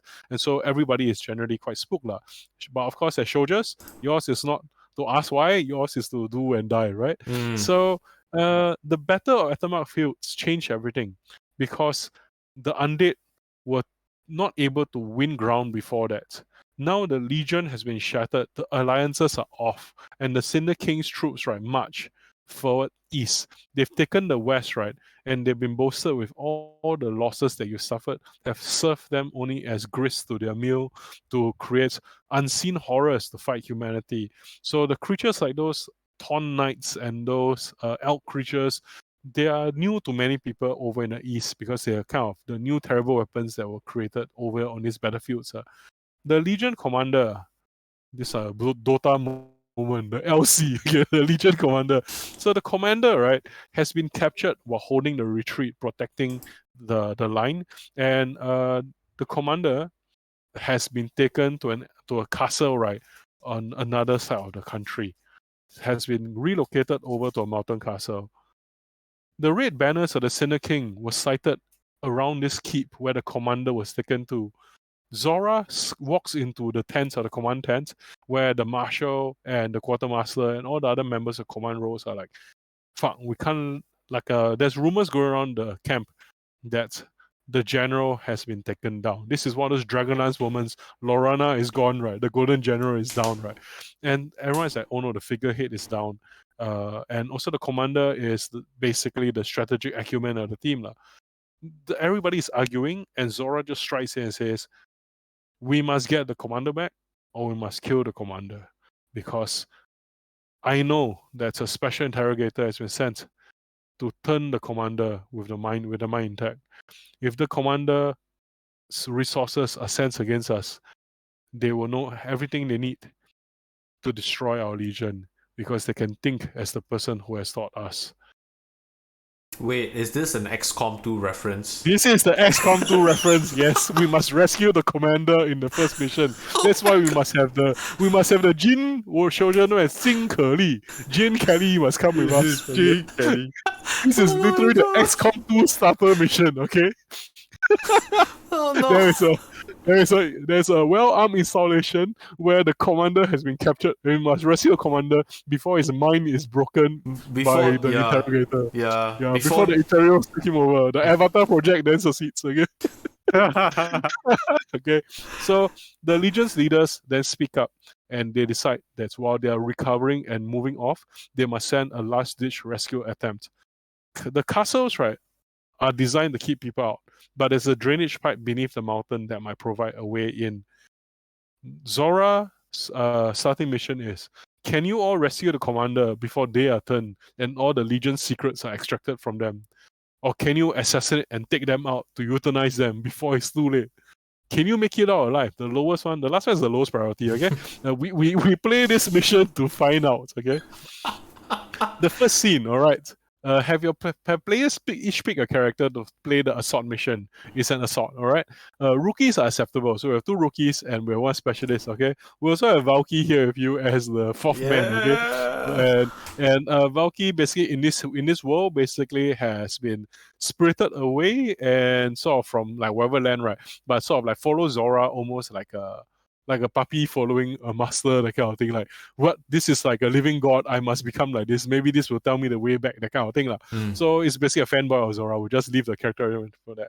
All right, and begin the mission with this, okay? Rain and thunder is punctuated by the howls of undead above, all right? Rainwater exits the drainage pipe. Music scene for this will be the rock, jailhouse rock in there, or Hummel gets the rockets, okay? What's this? Your chosen Zora has volunteered to lead an assault by herself on the main gates as a distraction, while a second line of artillery fire bombards down upon the castle to provide her attack. All right. You, the 3 of you, have been deployed, or the 4 of you together with Valky have been deployed on a stealth and speed mission. Get in, get the commander, get out. Whatever you do, don't let the undead learn the Legion's secrets, which is shorthand for if you need to liquidate a commander, we'll promote someone else later in field. Okay? All right. Do not fail. Failure is not an option. Death, however, is. All right. So this is totally not like those XCOM long war scenarios, right? This one is not even XCOM, it's a long war already. Okay.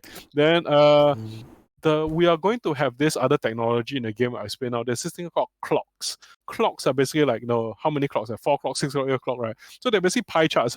When they complete, right, something happens in the game.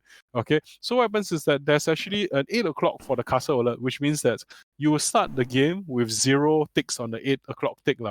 As time progresses, I'll start filling in and tell you, hi, we are how many minutes to midnight. Once it hits, that means that the castle is alert, and then we are fully alerted. There's also a 10 o'clock. This represents the commander's mind. Thankfully, the commander is very strong-willed. You take a lot to break their mind. This is really the XCOM 2 Avatar project. Okay. There's also another 10 o'clock, which is actually a bit bigger for Zora, which is she's basically fighting off everyone by herself at the gates with bombardment from the Legion. So a group of volunteers that come here to bombard, right? While the rest of the Legion does the retreat. Essentially, the people who all come here have been the people who have been like either volunteering or volunteered. In the case of the 3 of you, Zora asked for all of you personally. You seem like all of you have made an impression on Zora. And whether the impression is a good impression or a bad impression, whether this is a punishment or reward, we'll never really know. And the Chosen and the Legion, right, will no longer be able to fight when the Zora 10 o'clock is full.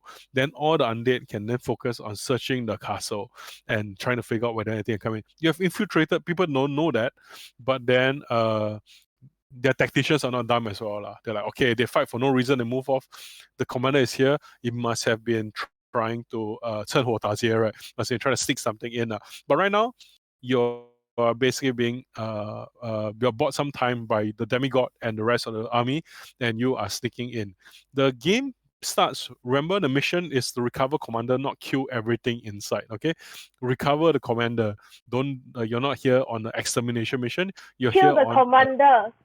On a retrieval and kill if needed. Yeah, retrieve. Kill the if commander. possible. Okay. If you so kill the commander if needed. Yeah. So remember the last part of this game, right? Which is don't die and don't make other people die unless necessary. Yeah.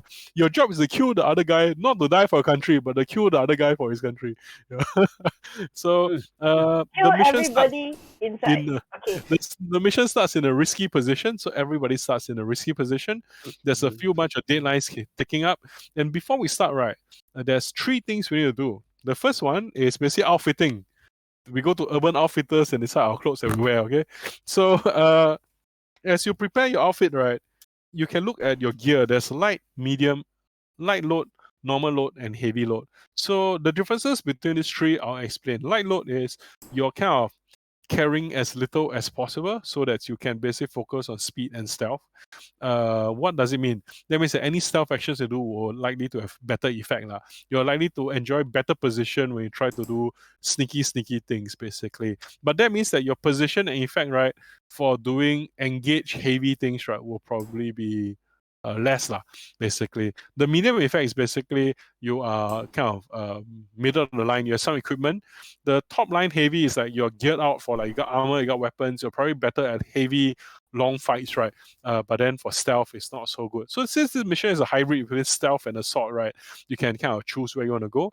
This is a cumulative gear thing, which means that if you take medium load, right, you get light and medium equipment there as well. So not only do you get all the equipment listed inside there, you also get a list of 2 utility items you can pick from the list. So now you don't have to pick any of these items. So you can just say you light or medium. And as we need to, your quantum bag of holding, all the time you always has the utility item. Then you just mark off that you have 1 left instead of 2. So you don't have to do the prep first. You can just decide your character aesthetic. Are you light, medium, or heavy loadout?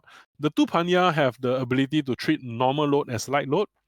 So if you take normal load, both you are already still kitted out for stealth, so that's your special ability. For Mr. Alright, right, I guess it's on you and Zemiati. He will basically follow suit with you. Would you want to go heavy, medium, or light? I think I'm going light. Okay, it sounds like because it's MP5s all the way, basically. Yeah, I don't think any of us are going to be fighting. I think we're just gonna try and get a drop and just try get a drop and zao nang as fast as we can. Yeah. This one's really this one now, the subway missions in XCOM 2 where you have all the correct. The reprisal teams, so just one will spawn every round. This is pretty much a kind of scenario, right? Yeah, it's just basically trying to get to the hostages as fast as you can, evacuate them, and then just get the hell out of there fast. Right, so you go light, then as a result, Valky also got light with you. Okay, so that's the first side engagement done in which all of us are carrying light load, except for the 2 Pania who are normal load, but they move as though they're light, so you can carry more gear with you. Okay, for this mission also, the second thing that we need to do is we need to do this thing called engagement roll. So in this game, engagement rolls are, if you're playing the mission like we are right now as a primary mission, which is the camera angle is on this, the engagement roll determines, right, actually no one even know engagement roll. Sorry, forget that, because you auto start risky, which is the neutral setting. So in not an engagement roll, we can skip that. The last thing we need to follow on is basically think about your group, right? Who's going to be the one kind of like leading and calling the shots? This is a narrative thing. It doesn't have to be storyline, like people listen to him, but I can sense a lot of arrows flying towards Richard. So okay. Got it. So I guess we all will come inside here, and this is the situation: rain and thunder, lightning. There's bombardments of artillery from your side here. The castle walls are strong, and then Zora is fighting against knights and dragons on the battlements, right? And then she doesn't even look at all of you as you all kind of like do your rappelling down into the drains to not give you away, but can sense a steely glint of like the light, right, kind of flash a couple of times, right, almost as though in like kind of like as though she's excited as well. Like she doesn't seem worried as much as she seems excited, because the people that she's fighting with here, they are all quite powerful, and she's eager to be able to shatter a few bones, right, and destroy a few of them for the betterment of the Legion later. So you guys kind of infiltrate in. It's rainy, it's cold, it's kind of dark, and you have a rough idea of where things could be. Right now, the third thing that we need to do is actually the gather information role. So anytime before a mission begins, basically kind of like rough information gathering kind of thing, right? All of you can basically kind of like nominate one person to basically be the person who kind of like get rolls to see whether I can give you any extra pieces or tidbits. So who would like to try and approach? It doesn't have to be the most powerful guy. It can be like, do you want to basically have asked beforehand, like go ask for rumors, you consort, or do you want to basically do whatever? This is something that's a free roll. Yeah. Who wants to be the person doing it? Do you want to talk cock? Do you want to scout around? Do you want to basically, when you're feeding people food, you listen at the canteen? Canteen anti-power. Consort. I suggest that Rich does the scout beforehand. Like survey the ground. Survey the ground. Okay. Because a lot of this is going to be kind of that sort of that sort of mission lah. I know I'm That Tok sort Kok of- lah. I Tok Kok King some other time lah. You know, just But right now, maybe not now, right? maybe not now lah. Not Okay. now. Which will go out to do the scouting. Okay, got it. So let me just check that for a while. Sorry, PDFs are very hard to read, especially on small phone. Okay, let me see. Unless you want me to, because I have 2 dice in maneuver as well. So one of the things I can do is basically just Like you basically do quick maneuvers around to get more information around. I as can well. do that also. You So could, I can you tank. could do that lah. I can tank some of the stress for you because I suspect Yeah. that you're going to be taking a lot of the stress later. Yep. Yeah, this is the work simulator. So please do duties for your friends so they don't have all the saikang. Okay. Yeah, So yeah. I can also roll help. 2d6 first. I can also Yeah. help. So Okay, so you help as well. Okay, so you help. You can take 1 stress, and then I'll take a group action if get- anyone wants to contribute another dice as well. Yeah. Rich. Okay, so there's this actually hold on for a while, hold before we move that. So this is actually where I wanted to introduce the new technology inside here, which is called flashbacks. Okay, so I Oh. mentioned this on the chat earlier, but this is where I'm kind of like making information easy to move forward. So all these things we're doing right now, right? We don't have to record any stress. So Rara, I can put the stress back first. Okay, so unstress yourself first. Mhm. Leap out a bit. Okay, so relax. Okay, chill. Okay, so what happens is that flashback in this game is a device that you can use right for anyone. So whenever you call a flashback, you can basically dramatic anything. So we don't have to plan missions out very elaborate because we can always ad hoc say this is what we always plan to do anyway. So when you do a flashback, it will cost you a variable amount of stress that I will quote to you. Okay, like hey, you want to do this will cost you how much stress. Okay, so let's say you have a flashback which is before the mission, you have basically read about the thing like, oh, actually, I know this castle. This castle is actually in my military family. We used to fight here, or whatever. If it's something that seems plausible to your character background, whatever, then maybe you do a flashback in which you always knew about this thing or you found information about it beforehand. Once the flashback is authorized by me and I quote you the price, you either get the information for free or you make a roll.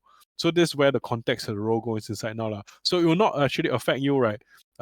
You're not like you're like as you're walking, by the way, my family knows this. So it's something that we already knew before we go inside there.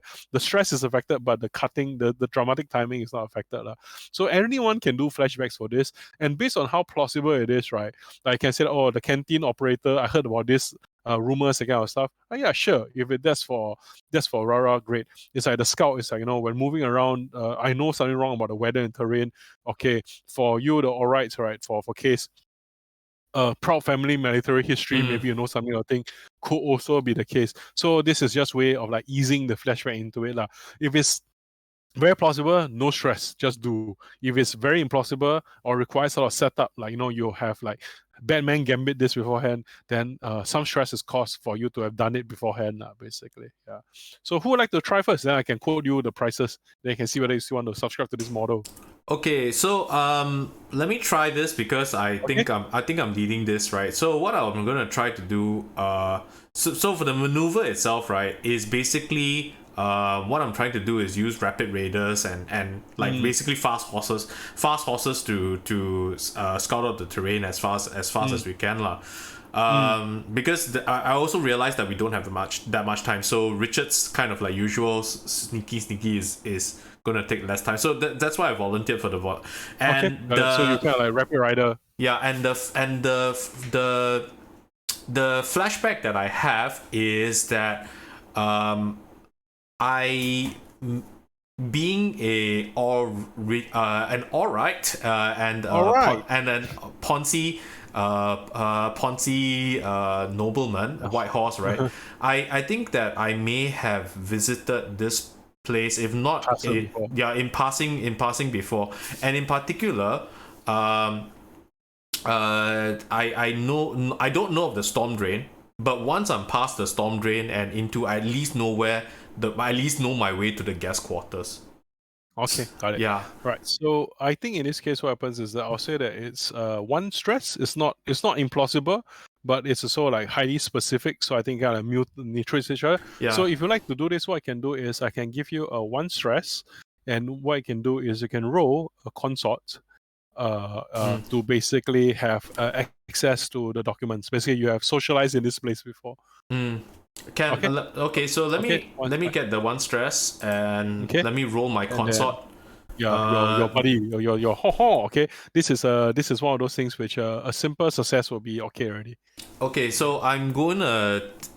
Okay, it's only a 50%. It's only a 50% chance because I only have 1 point. So don't need to spend too much on it basically. Yeah, so just hose. Let's see whether it works lah. If it doesn't work, then it's okay lah. But if it does, then we have a much better chance of. It's a 5. All right, great. Okay, so what happens is that we'll give you a bit of a Bara situation, okay, in which you actually remember enough of the place to have half the map, okay.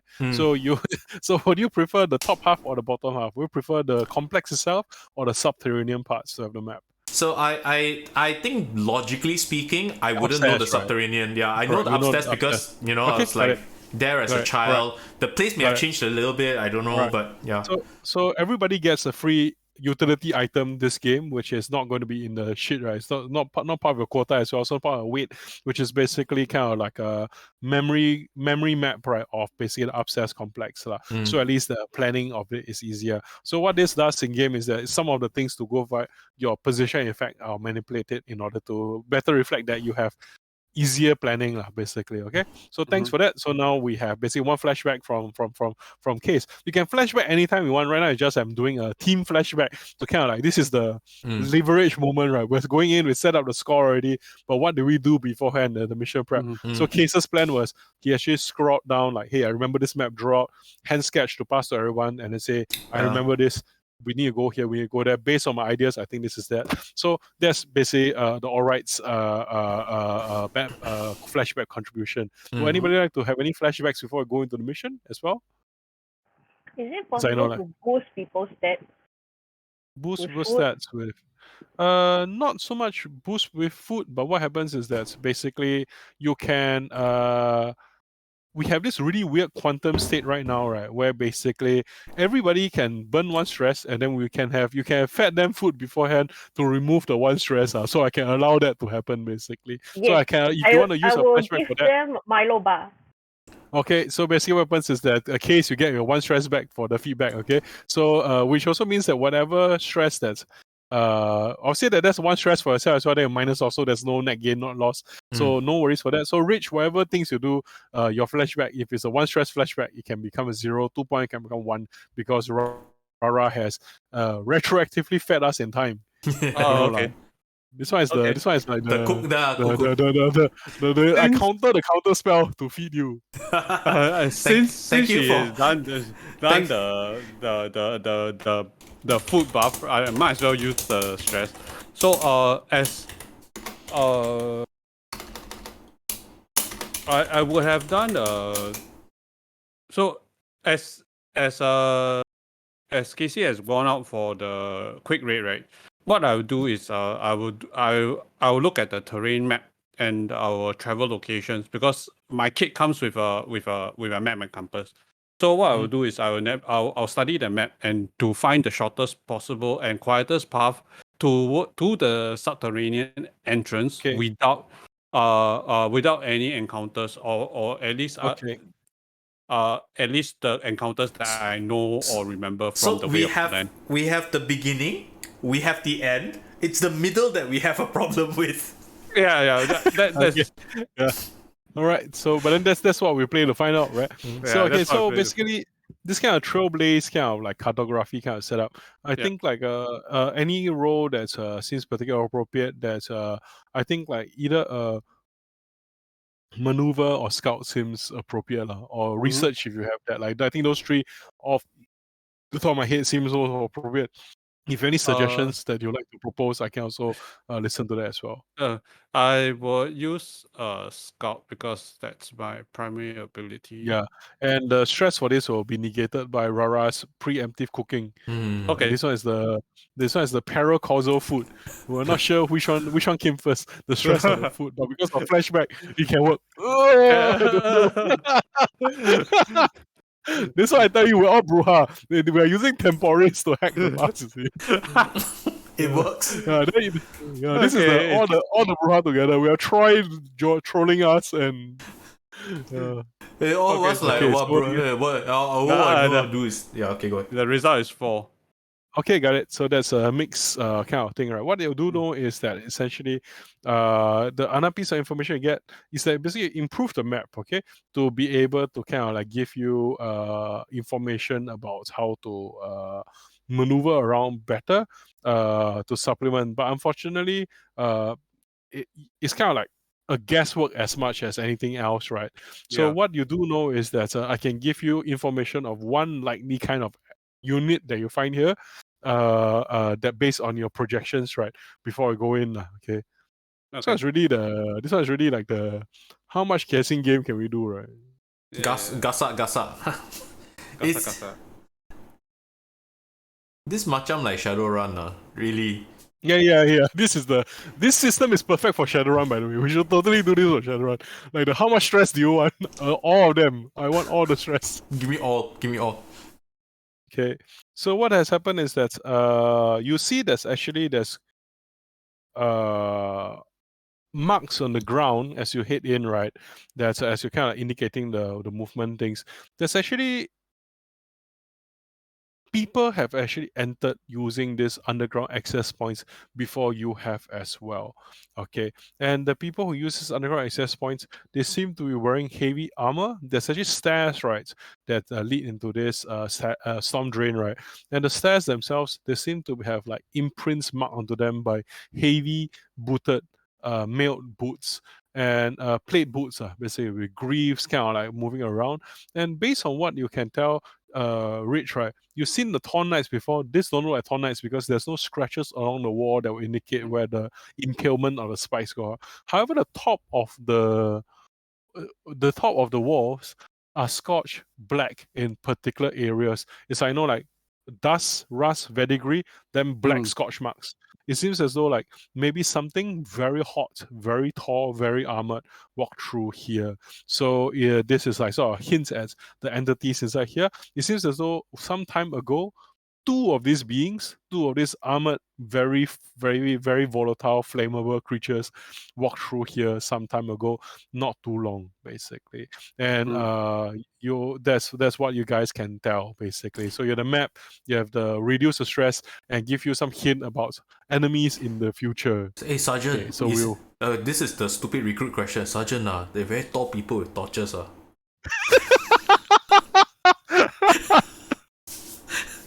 Everyone take one shot. No, it's not like that. Sergeant take 5. What the? We're very tall people No, with no, dicky joking. torches. Then Valky says, aren't they tired to hold the torches up so high all the time? Hey, I hold umbrella also. They like that already know lah. You think they all cannot? I can do. They all cannot do. Is it basket? Alright. So yeah, so kind of like we'll set ourselves into the thing. I'll be rolling some clocks and telling how the clocks fill up later. And so what happens is right now you're in a storm, there's grates, there's undead crawling around, there's bombardments above, right? You have no idea what's downstairs except that there are fiery people that might have been in this area a while ago because your map is for upstairs, but you're all still feeling pretty good yourself. Yeah. So I know Valky is like, what do we do, Sergeant? Hey, if we can follow the people with the torches, we can see where they went. Look up, like track upstairs. Can That's smart. track the people with the torches. I would scout ahead. The 3 of you follow behind. Group action, Okay. group action. Because I cannot scout for shit. I know. I'll take that route. Valky holds his hand up and says, "Sir, please, you must marshal your strength for the future." And then Valky basically is super extra because Zemiati is super extra. Whenever group action coming, he adds an extra dice because he climbed Buka. I am my own warband. Okay, so when you lead a group action, what happens is that let me read the exact rules out here. This is damn funny. Yeah. Edmund, of course, played Zemiati lah. Of It's course, Clan Buha to like the- why wouldn't he, right? Yeah. Everyone after that is like, wow, like, the whole party was Panya. with one ZMLT and one button, and the alright was basically the NPC. Everyone was like, actually not bad. Let's play the alright. Okay, they call alright. Okay, lead a group action. Okay, you coordinate the group action. Everybody participates in action. Okay, sorry, I got the memory wrong. So everybody makes an action roll using the same action. So the group counts the best single action, right, for everyone who wrote. However, the character leading the group action takes 1 stress for each member that wrote 1 to 3 as the best result. So if we fuck up, you stress lah. basically you're smart enough to know when we fuck up. Okay, this is the. So what happens is that we're gonna scout, right? So everybody rolls scouts, okay, and we will take the best single roll of all players as being everyone's roll. But keep in mind your 1 to 3s. If you have a lot of 1 to 3s, please pass them over to Richard and say thank you. Okay, so Valky will also roll his things, okay? I only have I have to roll 2d6 and take the worst one. Okay. 6, okay, so I have nothing in scout. wow, Jose, you 1 3, okay. Then what do you get for Rara? I got a 1. Wow. I got a 3. Okay, got it. So Richard, you take 2 stress, okay? Oh, Valky did not give me stress. Wow, thank you. Valky didn't. Valky very bro, okay? Valky's like, boss, No, I'm not but gonna stress you you. roll Okay? 1 extra dice for the. You want 1 extra dice for the thing because of Valky. Yeah, You got 1 extra Valky's dice. like, boss, I will help you, boss. Oh, 1 extra dice, is it? Yeah. Bossing, boss. I just roll 1 more d6 then. Yeah. To check for a 6. Okay, never mind. Don't have. Okay. Don't have, right? Okay, got it. So it's we sneak through. There is like, you know, I'm gonna roll dice to basically indicate the movement of time, right?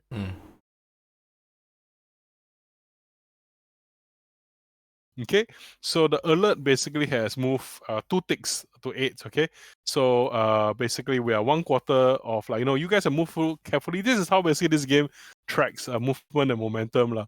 So basically the alert clock, I roll a d6, I got 2, so that means we have 2 ticks out of 8. When it hits 8, then they know that something's up. So actually you have made pretty good time. You travel through, you're also kind of like following the Burning Man tracks right on the head, right? And you're scouting ahead forward. So actually, let me kind of like, before moving into the nitty-gritty rules area, essentially let me just narrativize the situation a bit. So your storm drains is wet and soaking, and part of your general battle order that people have, right, is to have this rain cloaks and storm cloaks. Basically, you know, like those things that's made of oiled cloth that protects you from getting chilled right to the bone. So they're kind of like and you have like this probably some fish and you know, like those fish skin, shark skin kind of like things that kind of like protects and your boots and everything to prevent water from coming in, right? As you kind of like splash through as quietly as possible. What happens in this group action is, as you all move through, like behind, because Valky is super extra, right?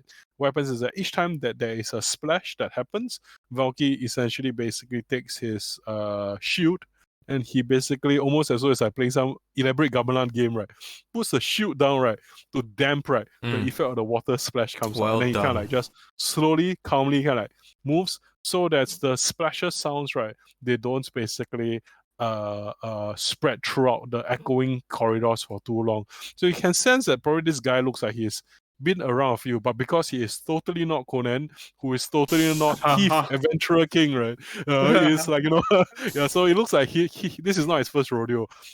You heard him before at the canteen, Rara, talking about how he robbed the High Temple of Set for some mystical gem. Okay, yeah, in another time. Okay, then so as everyone goes through, this is you have left the storm, you're kind of like deep inside the storm drains, and you are feeling that you're navigating up, you're close up. So that's the first clock. There's 2. I'm going to now roll the second clock, which is the, let me see, sorry, my phone has decided commander to clock. Yeah, the commander clock is 10 o'clock clock. Thanks for remember. The commander got strong mind, so Avatar Project. Please don't roll high. This one is the KC stress already. I feel like Jane Kelly now. Okay, 3. Okay, Oh, Commander, okay. Commander 7. Okay, Okay. 7 o'clock to go. Okay, so when do I roll this? I roll this at dramatically appropriate times, basically. And this is not accumulated. I basically take the best. So it's not, if I got 5d6, doesn't mean all 5d6 throw in like that. Then 30, Commander is now a zombie. No, okay, no, I just take the best. So however, the battle outside is a bit stressful. So it's actually a 46 clock. Okay, so I pick the biggest number of this. Okay. for the big clock. So it's 6-4-3-1. Okay, so Zora is fighting them 1v all, right? So she's like, to buy you time inside there, 60% of the clock outside has passed. That means that it could be narratively described as the position of the bombardments is basically being compromised. Maybe the Harriers onto them, Zora is getting overwhelmed, whatever it is. But also I can hear the sounds of battle, right? It has that kind of like very unnerving raging forward and flares out more. And everybody who's here feels a bit nauseous about it. You're not sure why, but the specialists, you know why. This means that everyone is doing the last ditch effort, and then it's going to go quiet pretty soon. So you better step up the pace. Yeah. So currently we have Commander still mind intact. Nobody has noticed you, and there is actually no but the Zora and the Legion is about half past their 50% mark of fighting. And as you kind of come inside here, you can smell around the area there's basically a smell of poop, right? Floating around, because this storm drain is probably where the cisterns float down. So it's a good thing they ate your food before I came here, so you don't have to mix around basically. And but everybody kind of like senses that okay, it's a bit reassuring, because if there's actually biological matter around this area, that means that as of recently there were still people who were using these places. There is, in addition to all the poop around, there's also bloodied rags that's been just thrown down the cistern. You can see, for example, teeth, and for example, puss inside there as well. Like basically, it seems as though among all this trash and detritus inside the sewers, right, you find evidence not just of people inside there having needing to use their biological functions, but also signs and evidence of perhaps interrogations recently, because all these are consistent with torture and interrogation. Yeah. So this is a bit of a like, hey, you're on the right track. And above you, in like to kind of like to give more homage over to the rock, because Sweden has sort of Hummel gets the rockets, right? So it's like you're actually at a position where you're below, and upstairs above you, you hear the pacing of walking sounds of things that shamble and move and seem to be moving in maybe from below, because you're so sensitive to upstairs. You can hear the pitter patter of feet. It's like maybe 6 people are moving in a mob of 6 people are moving in a shambling fashion, right? In a relatively repetitious way. Like I wouldn't ask you to spend more time, but without spending more time, right, you can know that essentially they made one round and they seem to have a certain, you can kind of like brief, okay, this is how many decay before they make one rotation. Basically, you can sense that petrol movement. Yeah, this is the MGS. And let's calculate the movement so we can walk behind them movement. Yeah, so there's actually a window of maybe 2 to 3 minutes, right, or so, right, before they come back as of this point. Okay, so in this particular case, right, I've got 2 maneuver, so I probably should be leading the next group action, the next team action. It's the rappel, is it? Yeah, it's basically rappel up the toilet. Yeah, it's basically the just blitz our way up and position ourselves. So it's the traditional time-honored ninja up the toilet approach, lah. Yeah, correct. Yeah, exactly. But more basically with speed, lah. So basically, stage 3, 2, 1, immediately run. Right. So do you have any tools, or right now basically because it is raining, it is storming, no doubt due to breakers, foul weather control magic, right, making fouling the area. So it's like it's wet, it's slippery, it's dark, right? So the position and effect is kind of stacked against you to maneuver up. Would the party like to do anything to kind of like make this easier? There is leftover jacket and boot protector. No need. I'll just use up my utility and get the climbing kit. Okay, so the climbing kit will make it slightly better, because now you have rope to go up. You don't have to bare hand climb, basically. Correct, yeah. How do you want to put the climbing kit up? Are you going to basically do a lasso throw up, or are you going to basically do the crossbow shot up, or whatever, the kind of thing? So what I'm good. Yeah, I can probably rig it up, as in I wouldn't free cam climb, right? But I can probably just climb up, rig, climb up, rig, and once the timing is ready, right, we all blaze up at that time. I have 2 in rig. I can help. Yeah, that's great. Okay, Richard, you also say something as well? Yeah, I'm going to say that I have climbing gear as part of my starting gear. Oh, okay, then you And do. then I would You can retroactively quantum it back into the Oh, into the hey, quantum I don't zone. have. I don't have. Sorry. Schrodinger's will actually- climbing kit. no, it's part of my climbing kit. Yeah, because basically when you level up into your different Pokemon, your starting kit also transforms. You see, Hey? like the heavy will forever have. Hi, I've got a minigun. I don't know what. But like, it's a sledgehammer basically. So I'll actually tie the rope right onto an arrow. Okay. Since I have a fine And then bow you and do a arrows, kind of like a right, shot so up, I basically. up and fire up. Okay. So it's quite dark and you can't see in there. So you're basically making a bit of a blind shot, basically. Mhm. So I think right now the situation is darkness. There is, however, lightning that flares because of the thunderstorm, right? So it does, erratic flickers do give you some kind of like ambient light to work with in the moonlight outside. Would you like to improve lighting condition, or are you okay working in the dim darkness? Once it's set up, then Rara can do the rig afterwards already. Yep. So what So I'm going to do is we're gonna take out a small actually I'll torch use use a small torch and then to improve the light Yeah, condition. if I can't help anything, Okay, right, got I'll it. So just currently- basically use the light and block it with my body so that it doesn't go up. Okay, got it. So let me just kind of Umbrella explain boy behind. is now torch boy. Yeah, he's like really the protect and also to prevent the rain from touching the Yeah. torch and stuff, right? So actually, just to tell you, just to sell the medic to you, the medic has a special ability to give people interesting chemical products, including night drops that give dark vision. Everyone's like, "Fuck, we're getting a medic forever. Medic, there's something for the Medic! pain, please. Medic, medic." This is very true to all military life. We just shout medic all the time. Okay. Yeah. All right. So what Medic. happens is like we'll say that's essentially it's good that you don't have to use the climbing kit case because that means that you have one spare body, right? While Rara is preparing to read the situation to the rig, you are basically able to protect the light. Valky also steps forward to kind of use protect the light from another angle, so it's very well protected. So what happens is that we'll just set up the first roll for you first, Richard. So when you shoot up, right, you can make a shoot roll because this is actually kind of like precise aiming. Yeah. So go. Dun, 5. All right, got it. So you fire up, and then basically, kind of like the arrow flies right with the rope behind, and you're hoping to basically kind of like do the kind of like because you're climbing kit, so I can guess that you have the kind of weighted arrow forward that has a bit of the grapnel hook kind of thing, right? So it lodges onto something. I'll say that I'll give it limited effect, but there's effect. So what's happened is that it's a lodge up, it hit onto a corner of the rock, but perhaps this is a symbolic moment. The Legion basically launches a bombardment that basically shatters the foundations of this castle, right? So the rock that you lodge the hook on kinds of moves, right? The brick moves, right? So pulling too much weight onto it might cause the whole bunch of rock to fall down, but for now it's stable.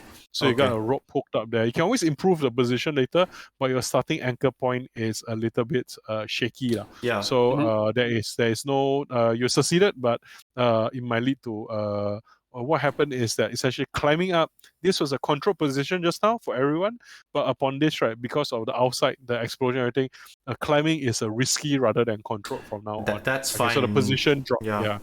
It's fine because what I was planning to do was basically blitz up and be the anchor point.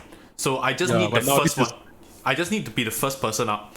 As long as I can be the first person, I'll pull everybody up. Yeah. Okay. So basically, Rara, would you like to rig the thing first to kind of like support it better, or would you like to let Case run up first to blitz first? Then if Rara rigs it, it'll be even better, lah. So I roll a 3d6 because I have 2 dots. No, you have 2 dots, so you roll 2d6. But I think before you roll, you can also kind of like tell us like roughly like what do you think your character would like to do? Like basically, would it be like now that there's one rope up, will you like basically climb along the side to reinforce things or whatever? Like maybe tell us a bit of like the in story what is it that the people see? Okay. This is the rope is already up, right? Rope is up. There's a grappling hook kind of stuck to the rock there. There's some light, ambient light to let us see. Nobody's noticed us yet, but the sweat is coming down. Yeah. I don't know what to do. You can think I about like maybe you can put tools around, or can strengthen the rope or whatever you want to do. Bit on What would you the like? thing. I will strengthen the rope, and then I'll take some of the bihun flour powder, right? And then I'll powder the rope also to make it harder to slide down from. Okay, to good give one. it more traction, right? Okay. Nice. So okay. I will then- use then roll- Maggie mee also to strengthen the rope. TikTok This one is style. like the what's the one like you're doing the carbon, you're throwing carbon fibers into steel to improve the strength, right? Basically, Yes. putting all this organic matter just makes things better for that, right? So you can roll Yes, 2d6 it's for organic. your rig. Totally organic. Sell at $58 instead of $5.80. I got Okay, a what do you roll six. for? Jose. So the power of noodles. Okay. So what Once happens is that remember what's this like? It's a me first policy as he uses about Maggie mee, and you're basically able to kind of use your cooking tools and stuff, your kind of craft knowledge of how to bind things together, like using pastry to stick things together is part of the time-honored tradition of the kitchen, right? So you manage to Gluten kind power. of like cornstarch everything. strengthen the rock and kind of like make the rope less slippery. And so case basically what happens is that for this, right, even if you were to fall, the maneuver, if it's to fail, right, the consequences for it will be less harsh, basically. Okay, no problems. But it's still risky, right? It's still risky, yeah. Okay, Ken. I will lead a team action to get everybody up. Okay, got it. So drama. Okay, this one, Yeah. maneuver, is it? Yeah, maneuver. Okay. I don't I'm very amused by the way that rookie oil maneuver, because it shows the true military fact, which is we just run around and touch the tree all the time. It's exactly right. I mean, we just finished BMT. If there's one thing that we are good at, it's 5BX. Yeah. Yeah. Then we have one door consult, because what do we do when there's nothing to do? We talk cock and sit in the bunk. Okay. We have one door of skirmish where we learn to attack, one door of maneuver to run around, touch tree. Oh no, one but door this, guy, consult to sit but around. this guy is OCS candidate, so 2 dots of maneuver. He wants to lead the hill, right? Okay, Yeah, so yeah. please roll. So lead the team action. So everybody, please roll maneuver. Okay, and please tell your 1 to 3s over to Case. Okay. Yeah, and I get 3d6 because of Valky. Yeah. Wow, this is being bro. Valky. Yeah, I got I a 6. I got a 6. may have misread it, but we'll look at it later. Okay, because I remember he grants 1d6. Either he gains or grants, but we'll just leave it for now. Okay, got it. I got a 1 for Valky. So you get 1 stress for Valky. Then what about you, Rich? What do you roll? I wrote let me see. Sorry, I wrote a 5. Okay, got it. So no issue. Then for what about you, Rara? I also got a 5. Okay, got it. So the only stress you get is from Valky, basically. It's So okay. you get 1 stress. Valky gave me a 6 for my success roll. So This one is like the this is like the- standard. The Jacob ladder. Flip over. That's stylo. And okay. So you run up and everyone's up there, and it's good that with one single roll we managed to get up there in time, because actually the rock actually gives way and nearly falls down to cause a sound, but then whoever is the last person catches it before it falls down, like that kind of the camera angle when you catch, and then you just put it slowly down.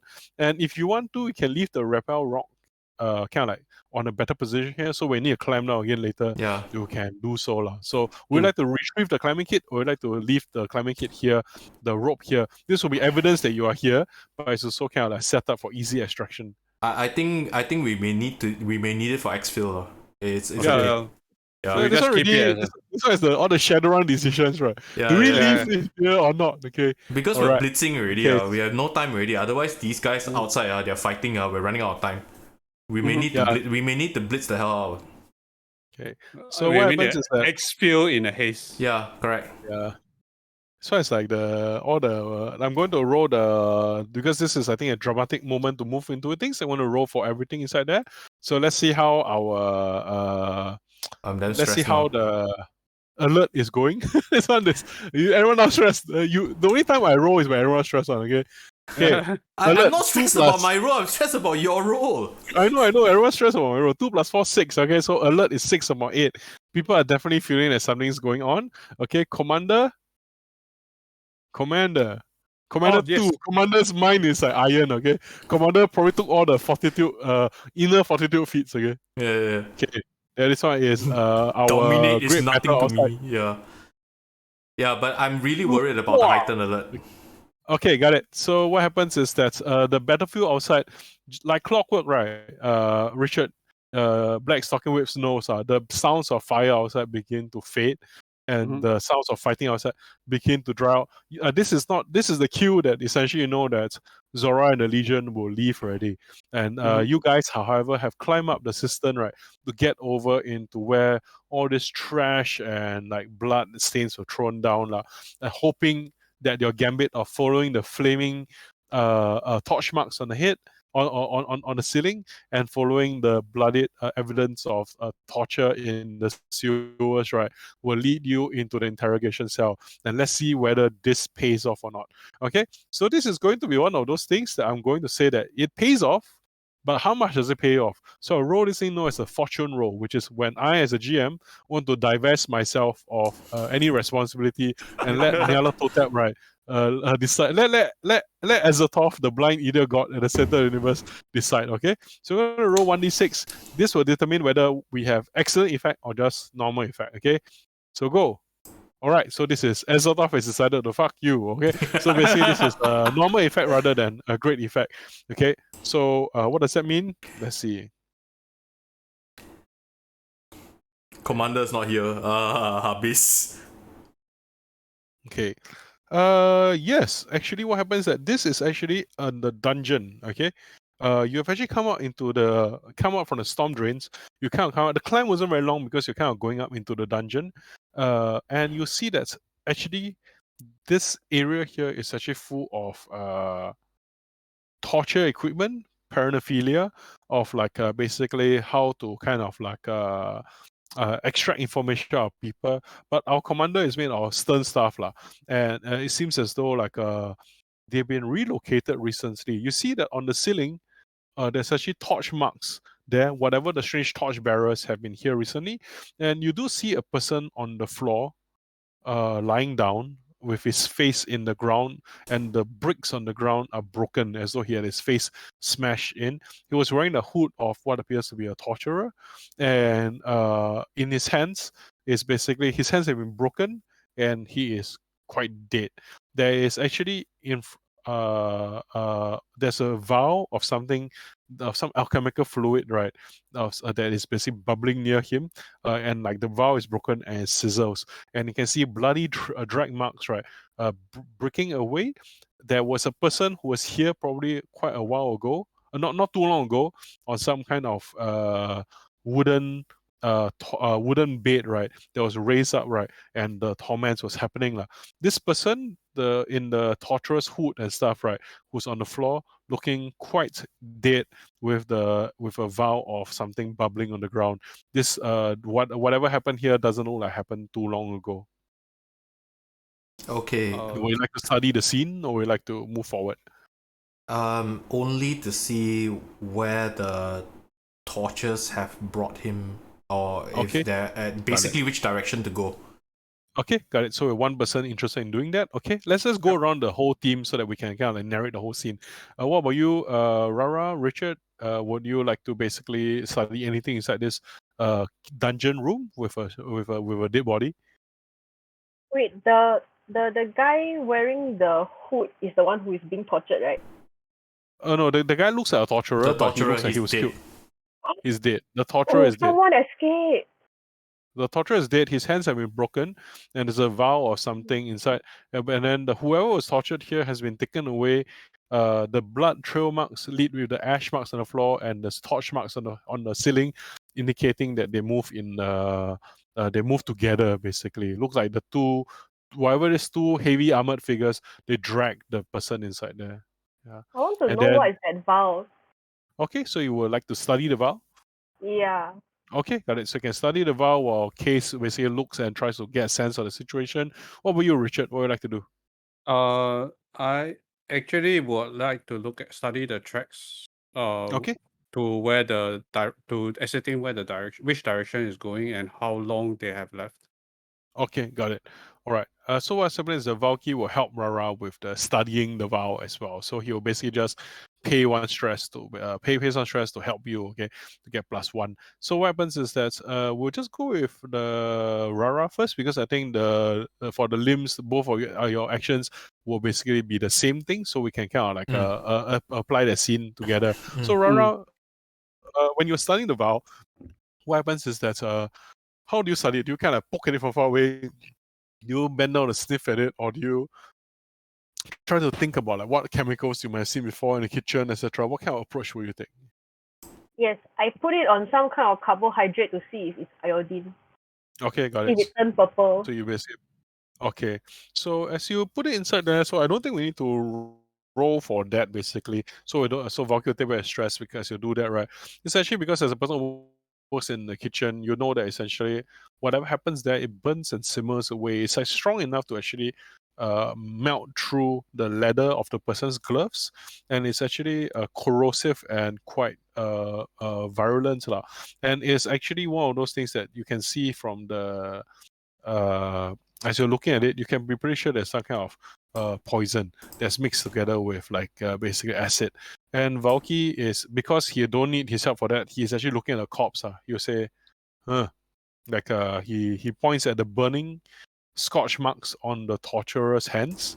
Like the torturer's hands have been shattered, the forearms have been shattered, right? And then Valky basically is like, it's like not a good way to go, but not the worst as well. Then later, then Valky basically pulls the guy's hood off, and then basically just like kind of like he seems to be kind of superstitious for the dead, right? He pulls the hood off, and he see that he's got his Zamiati knife ready in case the person turns into a zombie to stab it, right?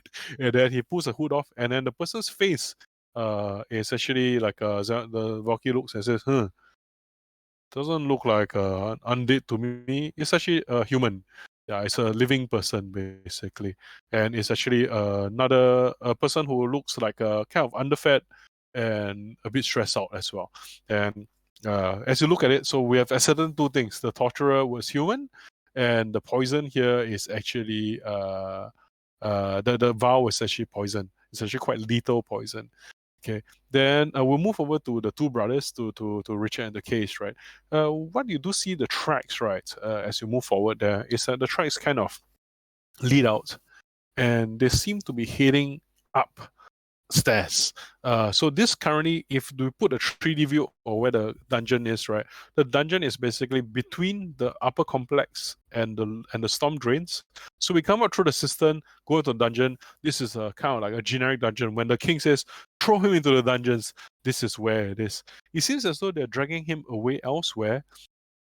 And it's up a flight of stairs that, based on case your knowledge of castles as a person who grew up in castles, right, that this is actually one of those secret corners where people can be put in the upstairs rooms that doesn't look like a dungeon, but it's functionally a dungeon, and then they'll be escorted politically sensitively down to the real dungeon.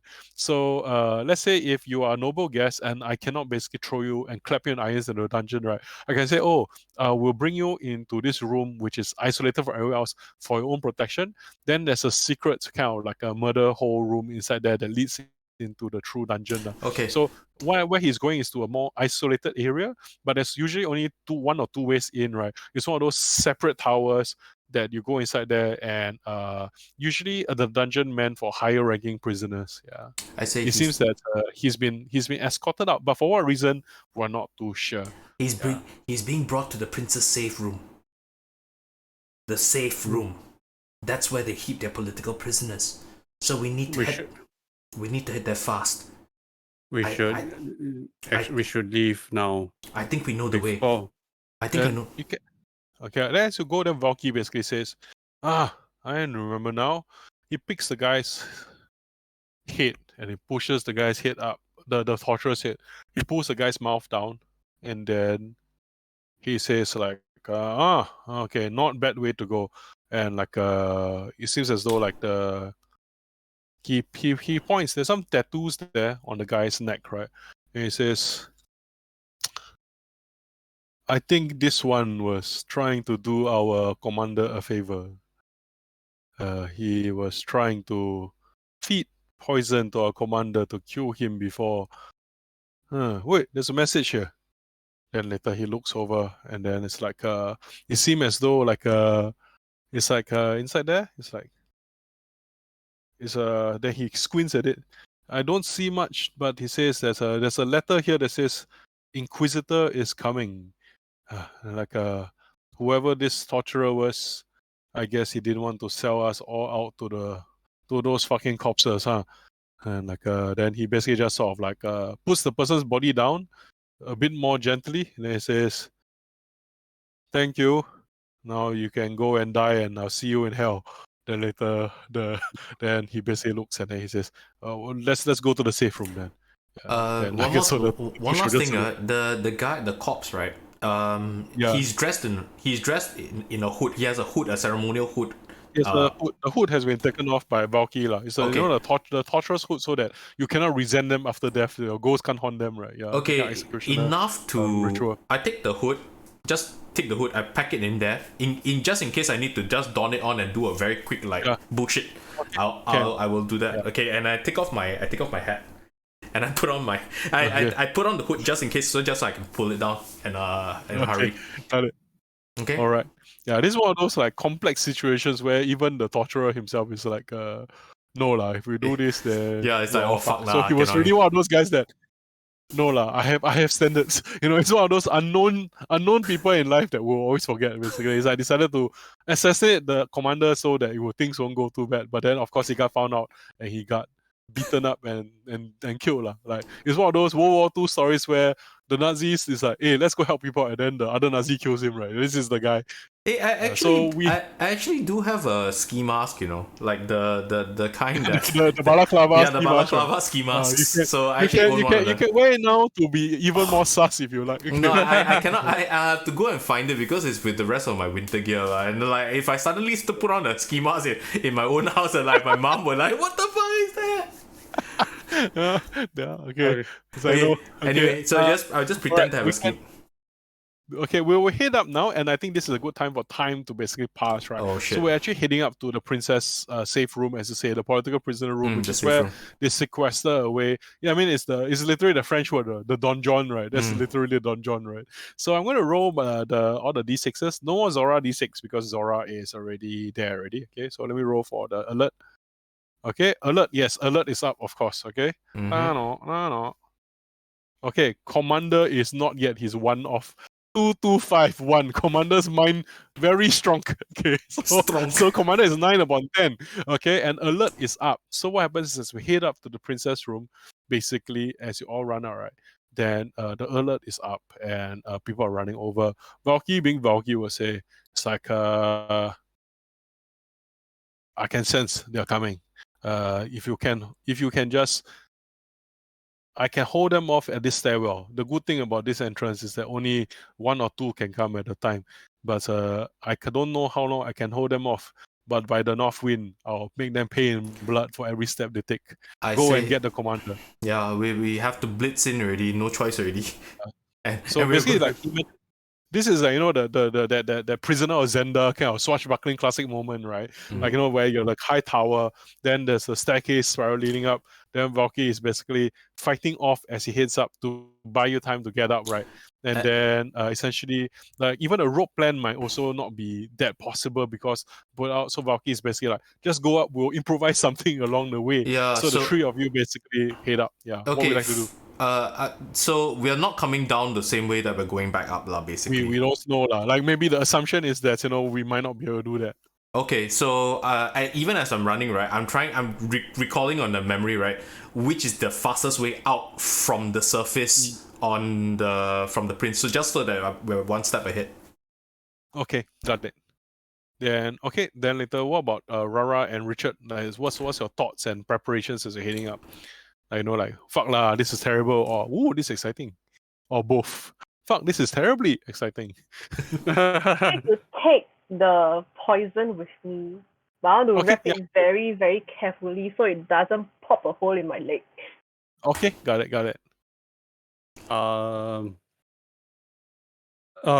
Whips is just mentally going like, okay, as usual, shit has hit the fan. Let's like quicken the pace. That's quicken the pace.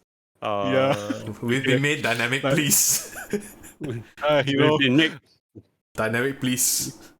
Okay, so the door is in front of you.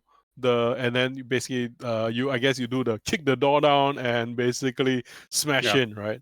Yeah. Okay, as you kick the door down, what you see is basically the commander is kind of like sitting on a chair, and there is a spoopy man.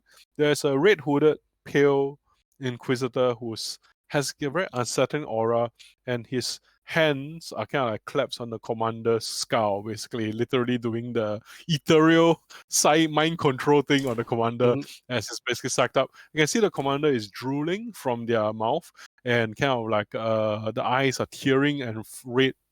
You can see that they're fighting it off, but there's only so much a person can do, right, against this. Some of the commander's teeth have been broken, etc. And you can see that maybe the torturous attempts at beating the commander was also to kind of like not considered to be effective enough.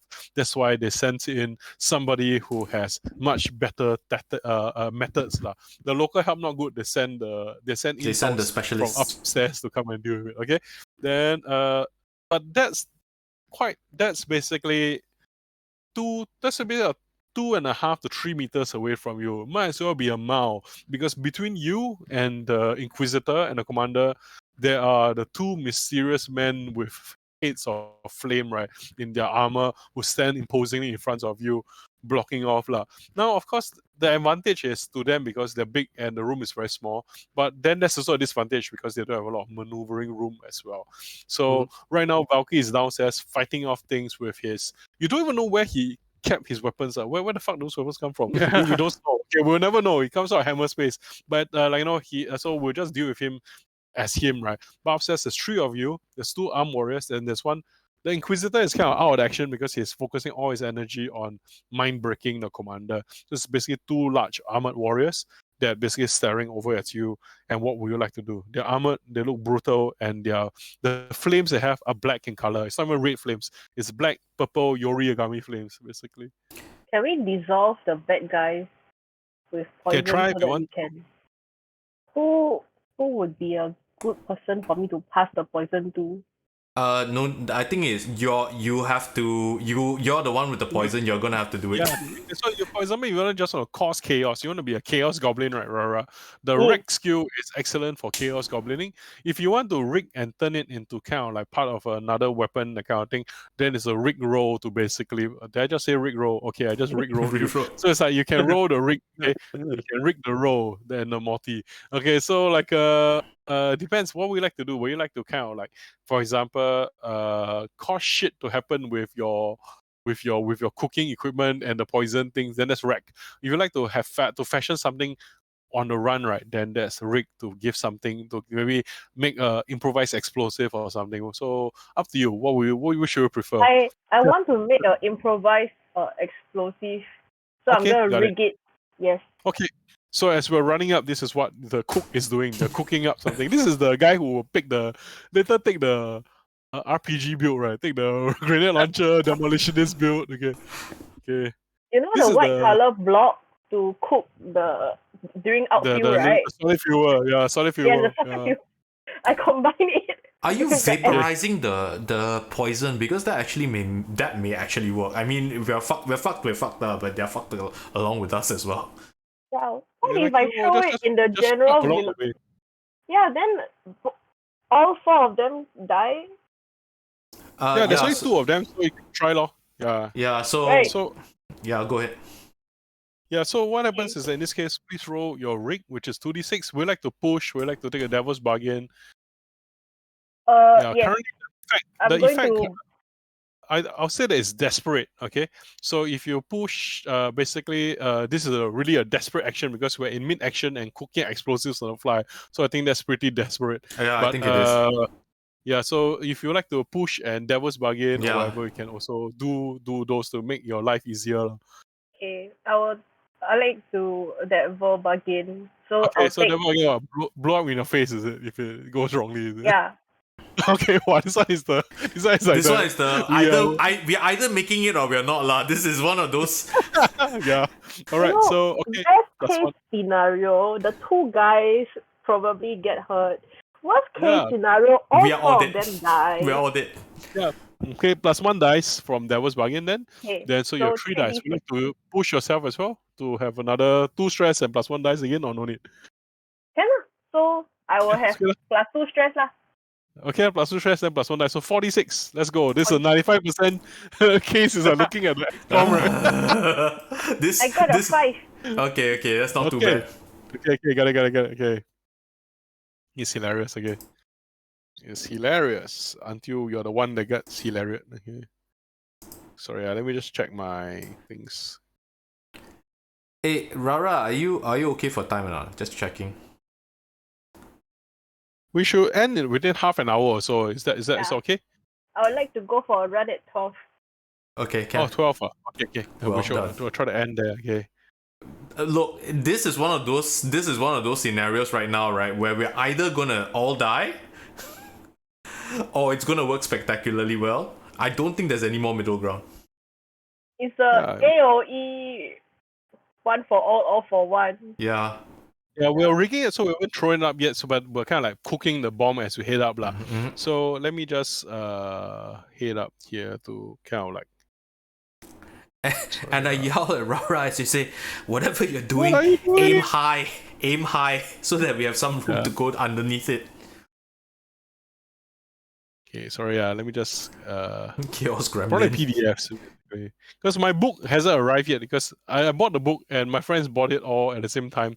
It's still in the Philippines and my book is on someone's shelf. Champion. Yes. Desperate. Okay, desperate. I think 5 works regardless. Yeah. 5 works. Okay, there's a serious complication or severe harm. I think in this case, the severe harm is probably the most appropriate. So what happens is that Rara, I guess it's like proof of concept, lah, right?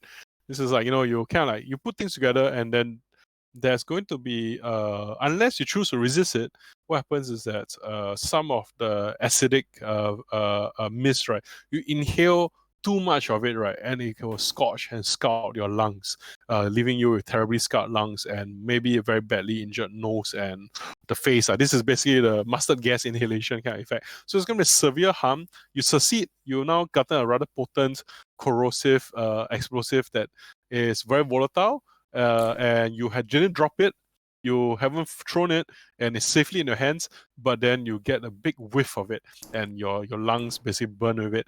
Would you like to resist it and kind of like maybe turn your Yeah. head in time or kind of like throw a cloth over your face so that it doesn't, Yeah, the you should injury isn't so bad? Yeah, you should If resist you like it. to, then there's a prowess resist, I suppose. I Roll resist. 3d6. Yeah, roll 3d6 and aim as high as you can, as Kay said. Oh no. 4 I stress. got do a you get? 1. No, 2. Okay, got it. Two. Highest is Got a 2. two. Highest is Yeah. 2. 4 stress. Okay, yeah, the highest is 2. So what happens is that Rara, you will take 4 stress, okay?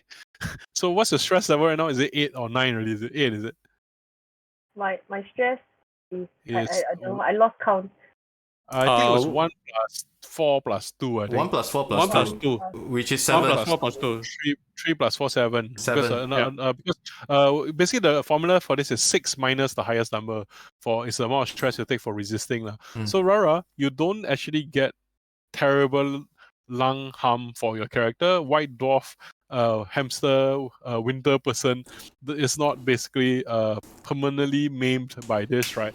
But you do suffer level 1 harm, which is basically you suffer 2 points of level harm. One is you are confused because the chemical brew in your nose kind of like makes you confused.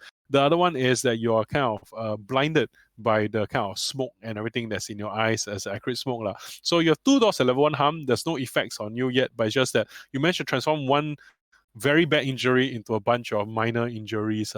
So good for you. You're alive, not dead, and we have a volatile thing, and you have the use of your voice, so you can tell people what this is basically. So you can pass it over to someone to use, right? So what is this in game terms? Let me explain that. So the enemies currently are at threat 3, which means that there are 2 levels of threat above you guys. You're threat 1. For now, it's time over to see the specialist can maybe save our life. Okay. Hi, specialist. Can you take a look at equipment list? Okay. Do you have any well-made weapons? Do you have any fine equipment? If you don't, Yes. mysteriously, do you have it now? I have a fine bow. Ah, great. Excellent. So weapons is that we all start at normal, we're threat level 1. Fine makes you +1 effect, so 2. Then Rara's improvised cooking makes it +1, 3, which means now you're equal ground. We're fighting against the guys. You can actually hurt them instead of being unable to hurt them effectively. What that means is that when you roll your dice, you will be at a risky against them instead of desperate, and you'll be normal effect instead of limited. So we can actually damage them past the armor. So Rara's cooking plus the torturous acid actually did leave. Food poisoning. Yeah, they will suffer armor plate corrosion, food poisoning. Okay. So remember, in cooking, the very important part is the plating. That's why the plate armor is okay. So basically, I just basically envision the effect is like while she's cooking, right?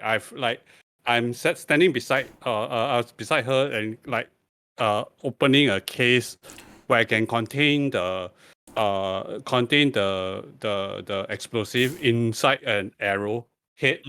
As you encounter the no wonder Valky is fighting so hard because you guys are doing science chemistry class up the staircase, right? As I encounter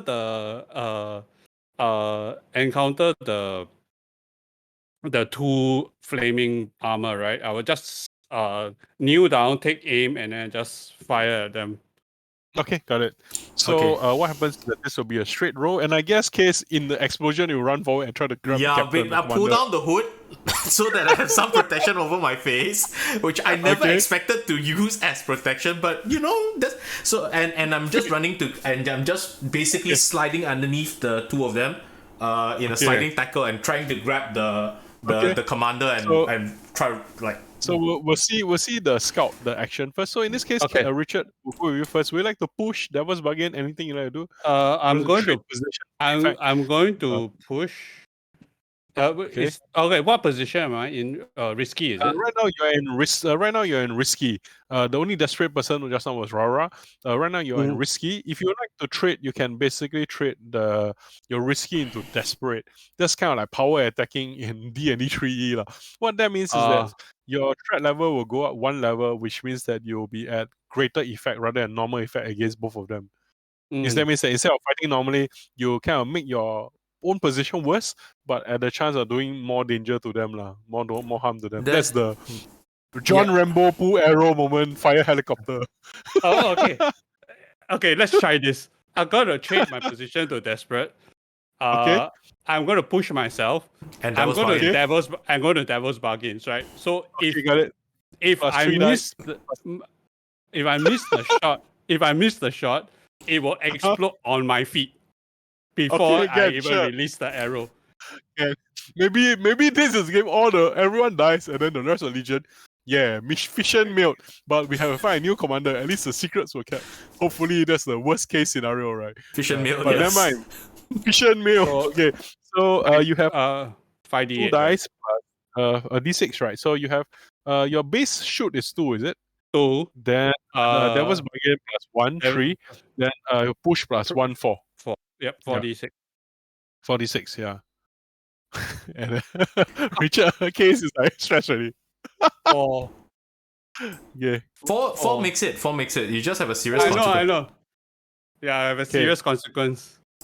Okay, so we'll let this be what happens is that you fire the arrow and it flies forward and it hits the both of them in the area and the explosion. So it sets up. So we assure that you set up the chaos and an explosion for case to run through. Okay. So right now we got to deal with the severe harm or serious complication. Okay. So what severe harm? I think like basically the Devil's Bargain thing doesn't write because there's no double jeopardy because you pass, you shouldn't fail from that. So serious complication. I'll give you 2 choices, okay, and then you decide. One is to suffer severe harm and you have to resist it. The other one is a serious complication in which your fine bow is destroyed. Basically, you can always re-equip it next time in the future, right? But for sentimental purposes, if this is like your family bow, whatever, is ruined, yeah, basically. Okay, and then this so I will actually use. I will try to soak the harm. Okay, got it. So in this case, I'm going to how use will you inside actually. So as I you can time release it? the rope, as I release the bow, it's like as an archer, you realize that every time you release an arrow, you know where the trajectory is going to go, and you know that something is wrong with the trajectory. And as I release the arrow, I realize that, oh, okay, some bad shit is going to happen. So I'm going to like shield my eyes or shield my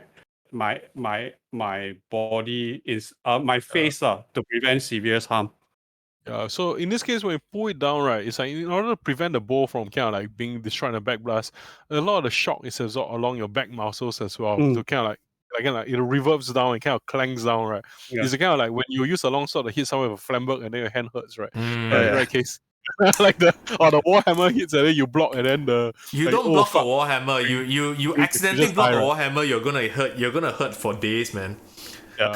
So you what happens is you roll your insight and then you try to get something high, basically. Yep. I have 5d6 for insight. Wow, why so fierce? I know you're very insightful. This is an inside job.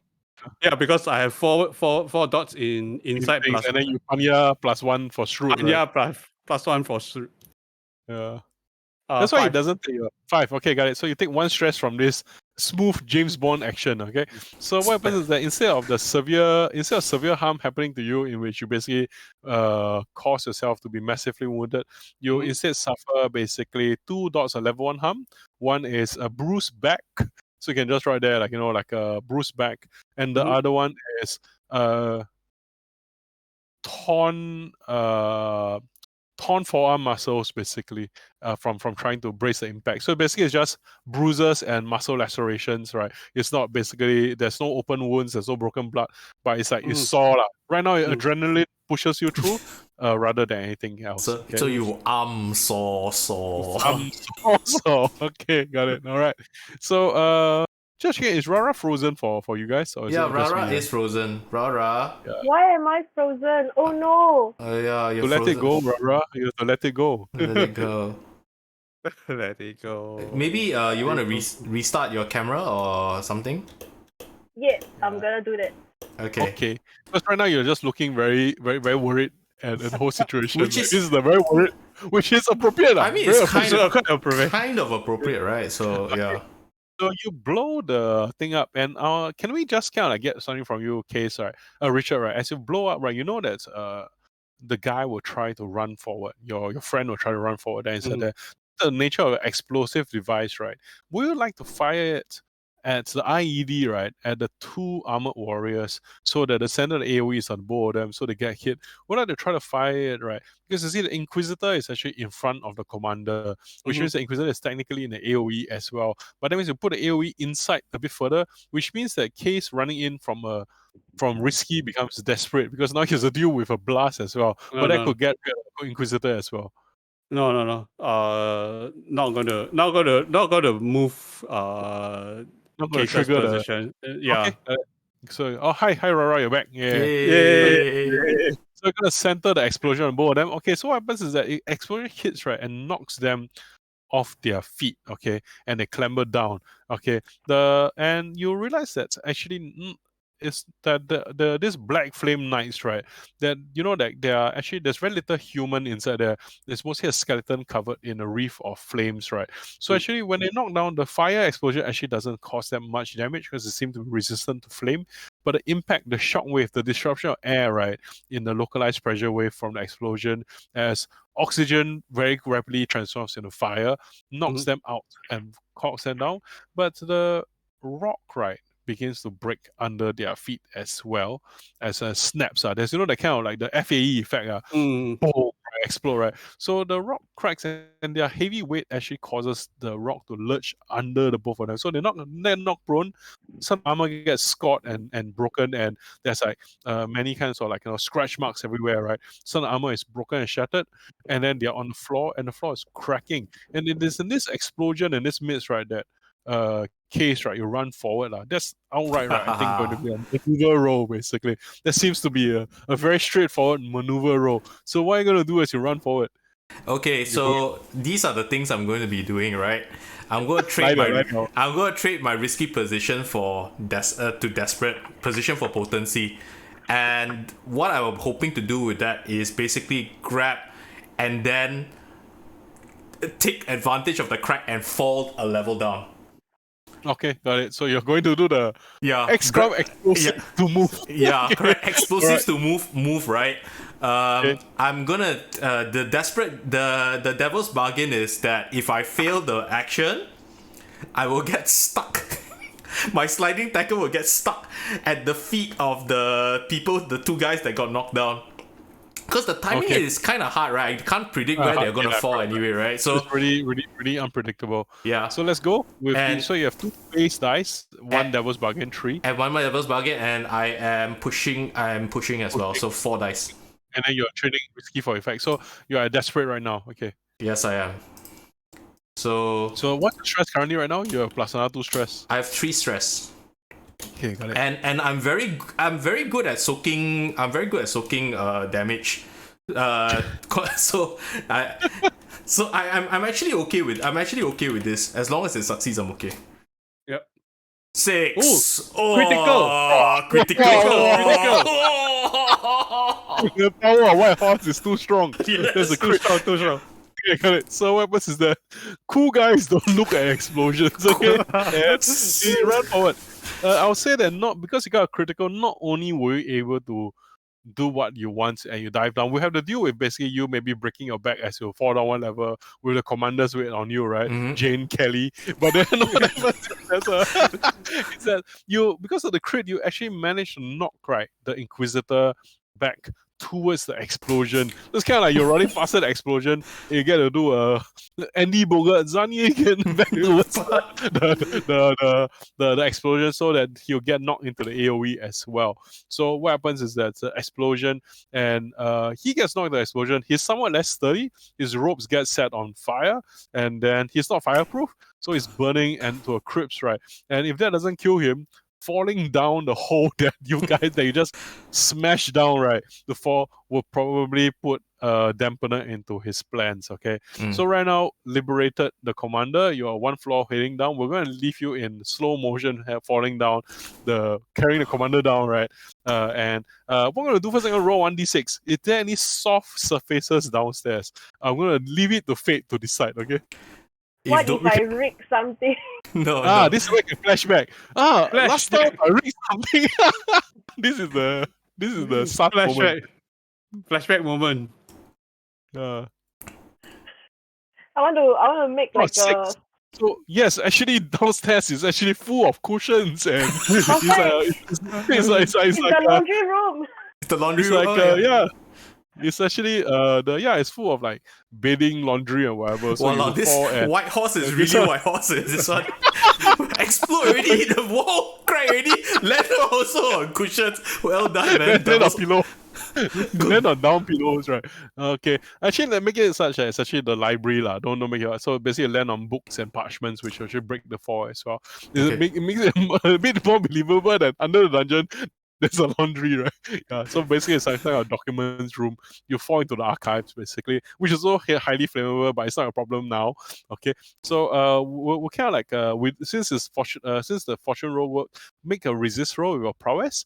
Yeah, and this one the harm is less severe because it's softened by White Horse power.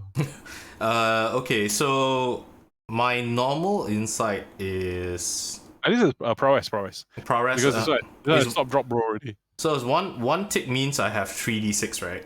Yeah. You have 3 dots there, right? So that's 3d6. So then plus the fact that you are because you have 1 in maneuver. Yeah, you have basically only the first dot grants. So maneuver, skirmish, and what's the last one? Maneuver and skirmish. That's it. That's it. So 2 plus 1 from being devil's luck, right? So 3. Yeah. 3d6. My soak.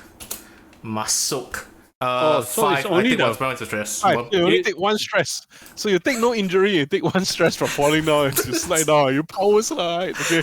So what happens is The commander breaks your falls. you slide down, and actually what happens is that your back actually tells you, no lah, don't be ridiculous. So you did not suffer a hernia, but you just have a bruised shoulder. So take 1 level 1 harm, bruised shoulder. Okay. Yeah. So basically from this, right? And upstairs, right now, basically you're choking and coughing, Rara and Rich. Basically, you knock everyone. The 2 guys will be out of for a while they'll be out of it. But the Inquisitor is quite burnt to a crisp. Valky is still fighting below. So what you guys want to do? Is it like we guys for the 2 people that to jump down with Valky, say come up and then go to the second floor, or it tells Valky just fight through the press, or what would you like to do? I guess it's on. I'm yelling from down there. Jump down! It's soft. It's okay. Come on down. Just jump. Okay, got it. All right. Okay. I dive down. Okay. Dive down. Kiss, could you please roll me a martial? Do you have a martial ability? I do have martial. I do have martial. Because as a Tokok king, you need to have like, hey, don't let that lah. So that if you martial successful, Valky can hear you and understand what you mean and be persuaded lah. Basically, this is the assert roll basically. Okay. Otherwise, he will just fight through the press. Yeah, I would rather not Valky die. So desperate devil's bargain that if I fail on this roll, Valky misunderstands what I'm saying and continues and basically suicides. This one is the best one. Like, you devil's bargain someone else pay basket. No, but I'm trying to save him, right? So this. I know. Okay, got it. So his martial is 1d6. Yeah, some of you might die. Bargain. Yeah, and some of you might die, but it's a sacrifice I'm perfectly willing to take. Pretty officer material. Okay. And I'm pushing myself. I'm pushing myself again. Okay, got it. So 3 dice. Yeah. The moral grayness of this campaign is. Okay. 6. No consequence. Okay, got it.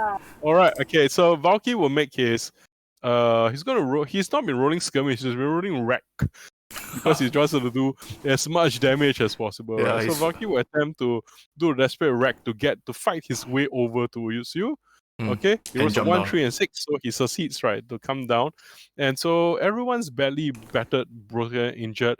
But then everyone kind of gets over to this place. So I think the final roll that kind of decides this whole damn shebang as we get out, right, is basically how much Richard remembers, right, the exfiltration route from this place, plus can triangulate over to this new location, because this is not the area that we plan to exfil from a new place. So in this case, right, Richard, right now it comes down to your scouting abilities. And after this, there's still one more thing, but this is, I think, the most important part. You will have advanced effect. You have a +1 effect for this, right, because of the rough map that was made. Plus the work. So the early flashback did help out for that as well. So you have +1 effect level no matter what. So if it's limited, it becomes normal it becomes great lah. Currently right now it is I would say it was limited because of the mix-up areas, but +1 normal, the map basically mitigates. And you are at a risky rather than desperate position. Yeah, because you bought some moments to breathe. Okay, so also you have your scout ability, your infiltrator ability, which you haven't used yet. So you can burn that and then make it great. The one is passive, right? To add potency, right? Oh yeah. Yeah, it's a passive. So based on gathering information or bypass traps or security. So this is what happened for the next action, which is the bypass security part. This is the navigate part lah. So that one definitely I'll put in that. The only reason everyone can get out is only because Richard took infiltrator lah. Yeah. Literally, it's gonna be the only reason we escape because the boss took infiltrator. Tauke, thank you. okay, What? so I am going to take the devil's bargain. For the scout. We need a drinking game. Every time someone says I click a devil's bargain, we drink. I'm drinking already. We're drinking already. So if I fail on this roll, I will lead all of us back into the general army. I think I see you're learning from your brother. You devil's bargain, other people pay. No. Okay. As in, we all pay. We all die. We all die. This one is the don't cook, okay? Later the plane come and see you die, I die, we all die. How many? If my stress goes up beyond 7, beyond 6. It's okay. Basically 9 is the break off. 9. If you hit 9, then later your character goes out of play. You Can enter. I You retroactively give them all jello shots to take away their stress? Not. Oh no, that one is like you need to have done that. Like basically that was the beginning mission phase scan. But in combat now we need to have multiple days. Rich, I can assist you. No. I can assist you. I can assist you by calling out real time the information.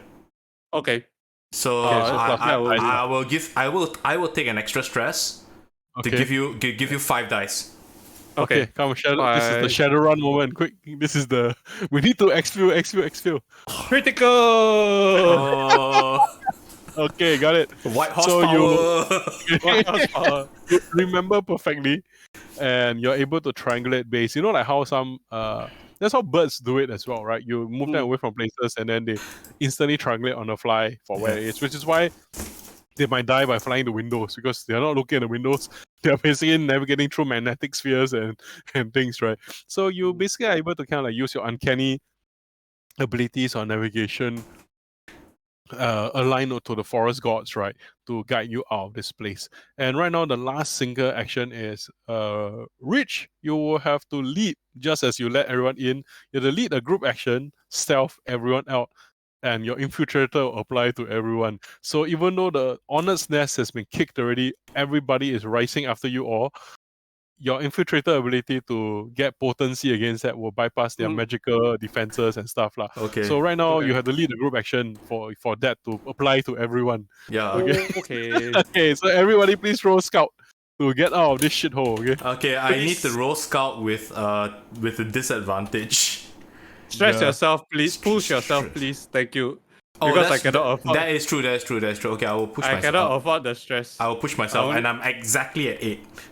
Oh no, I got a 1. Okay, you can roll. You can push yourself retroactively. I'll let you if you like to. Okay, can. Yeah. I don't create stress. I actually succeed. Neither does Valky create stress. Yeah, Valky also don't create stress. I'll take the 1d6 from Valky, right? Only one. Correct. Yeah. Okay, I push myself and I get a 5. Oh! Okay, no, because we take the best roll, you see, even though you're leading it.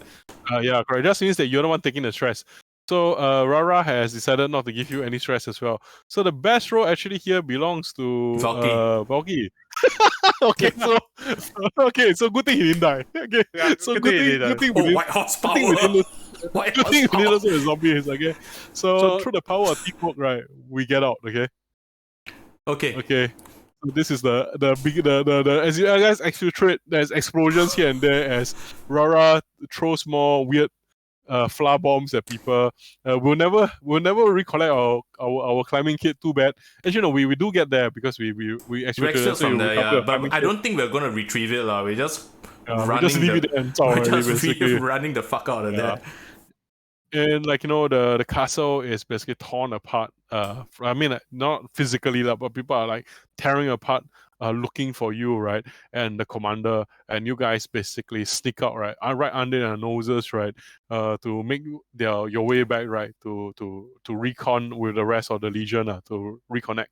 So let me tell you the cool thing about this, okay? Essentially, the starting position of the team, right? When we begin, if we ever do a session 1 as per se, because it's session 0 of sorts, right? If we do a session 1 when we start our board game map, right, based on how much resources we have, today's successful mission actually gives quite a lot of bonuses to that because of how ridiculously stupid this is. Basically, the other 2 missions, if the other two goddesses, right, one is the forest god and one is the goddess of healing and strategy, who has decided that the curse is a disease that she must cut out, right? It's damn simple. It's like, blow up the bridge so no one can follow.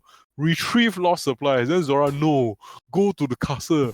Rescue the commander. Bring him out. Don't worry, you can do it. This tells you what kind of commander you have, okay? What kind of celestial, what kind of solar exalt you have in your team. This is how the Cartians must have felt, right? When they fought against Rome, right? It's like Troy, no cannot. Let me use Majesty. Okay. Basically, it's let's rank the mission in the most difficult to the least difficult, and then we'll always choose the most difficult mission. No, this is where the after mission report, right, where we all somehow, right, miraculously all survived, right? Don't know how we managed to do it, all survived, right? Mission accomplished, right? We lost some EQ, okay, no big deal, right? And we're like, how did we do it? How the F did we manage to do it? So what happens is that right now, this is actually the difficult mission because Zora's abilities are No basically shit. the most ridiculous. But you get one favor instantly with Zora. So favor is basically the level up mechanic for the gods. Because this mission is particularly glorious. So by doing this mission, you bring some glory over to her name, right? And she gets one level up tick as well, basically. So there's all these little benefits to that. This is the no shit. Why is my Kami like that? Why can't my Kami be logical? This one is you decide what for Akodo one eye, what to do. Oh, Lord. Okay, anyway, thanks so for... thanks very much. We conclude this session today. We have succeeded at rescuing and introducing you to the life of military stress simulator. I'm still going what the fuck. I'm probably going to be going what the fuck for a long while. Okay. Anyway, thanks everyone for joining us. I hope you caught that last 15 minutes of sheer bloody insanity. It's like, basically like boot shaking terror. Is it? Yeah, it's like I don't know how we managed to do it, but we managed to do it. But okay. It's because Rara had the idea to let's Bomb. cook up a poison along the way by scavenging from dead bodies, and then with a cooking supplies to make an improvised fuel explosive, and then very nice, your brother happens to have a fine weapon, so we can just nice and says, why not? I power attack fool. And there's a lot of power attack fools along the way. Okay. Everything works out in the end with the power of explosive food. Okay. Yes. Alright, guys, thank you very much, you very and much. we'll catch you again next week. Just so a reminder, Thursday we have our usual game, and Saturday we'll have our concluding episode of VTM Abing, and hopefully the week after we'll be able to get session 1 done here. And thank you very much, everyone. Thanks AwesomeRara once again to joining us. Hopefully you can join us on a more regular basis, and thank you. Take care. Thank you, everyone. Good night. Bye bye.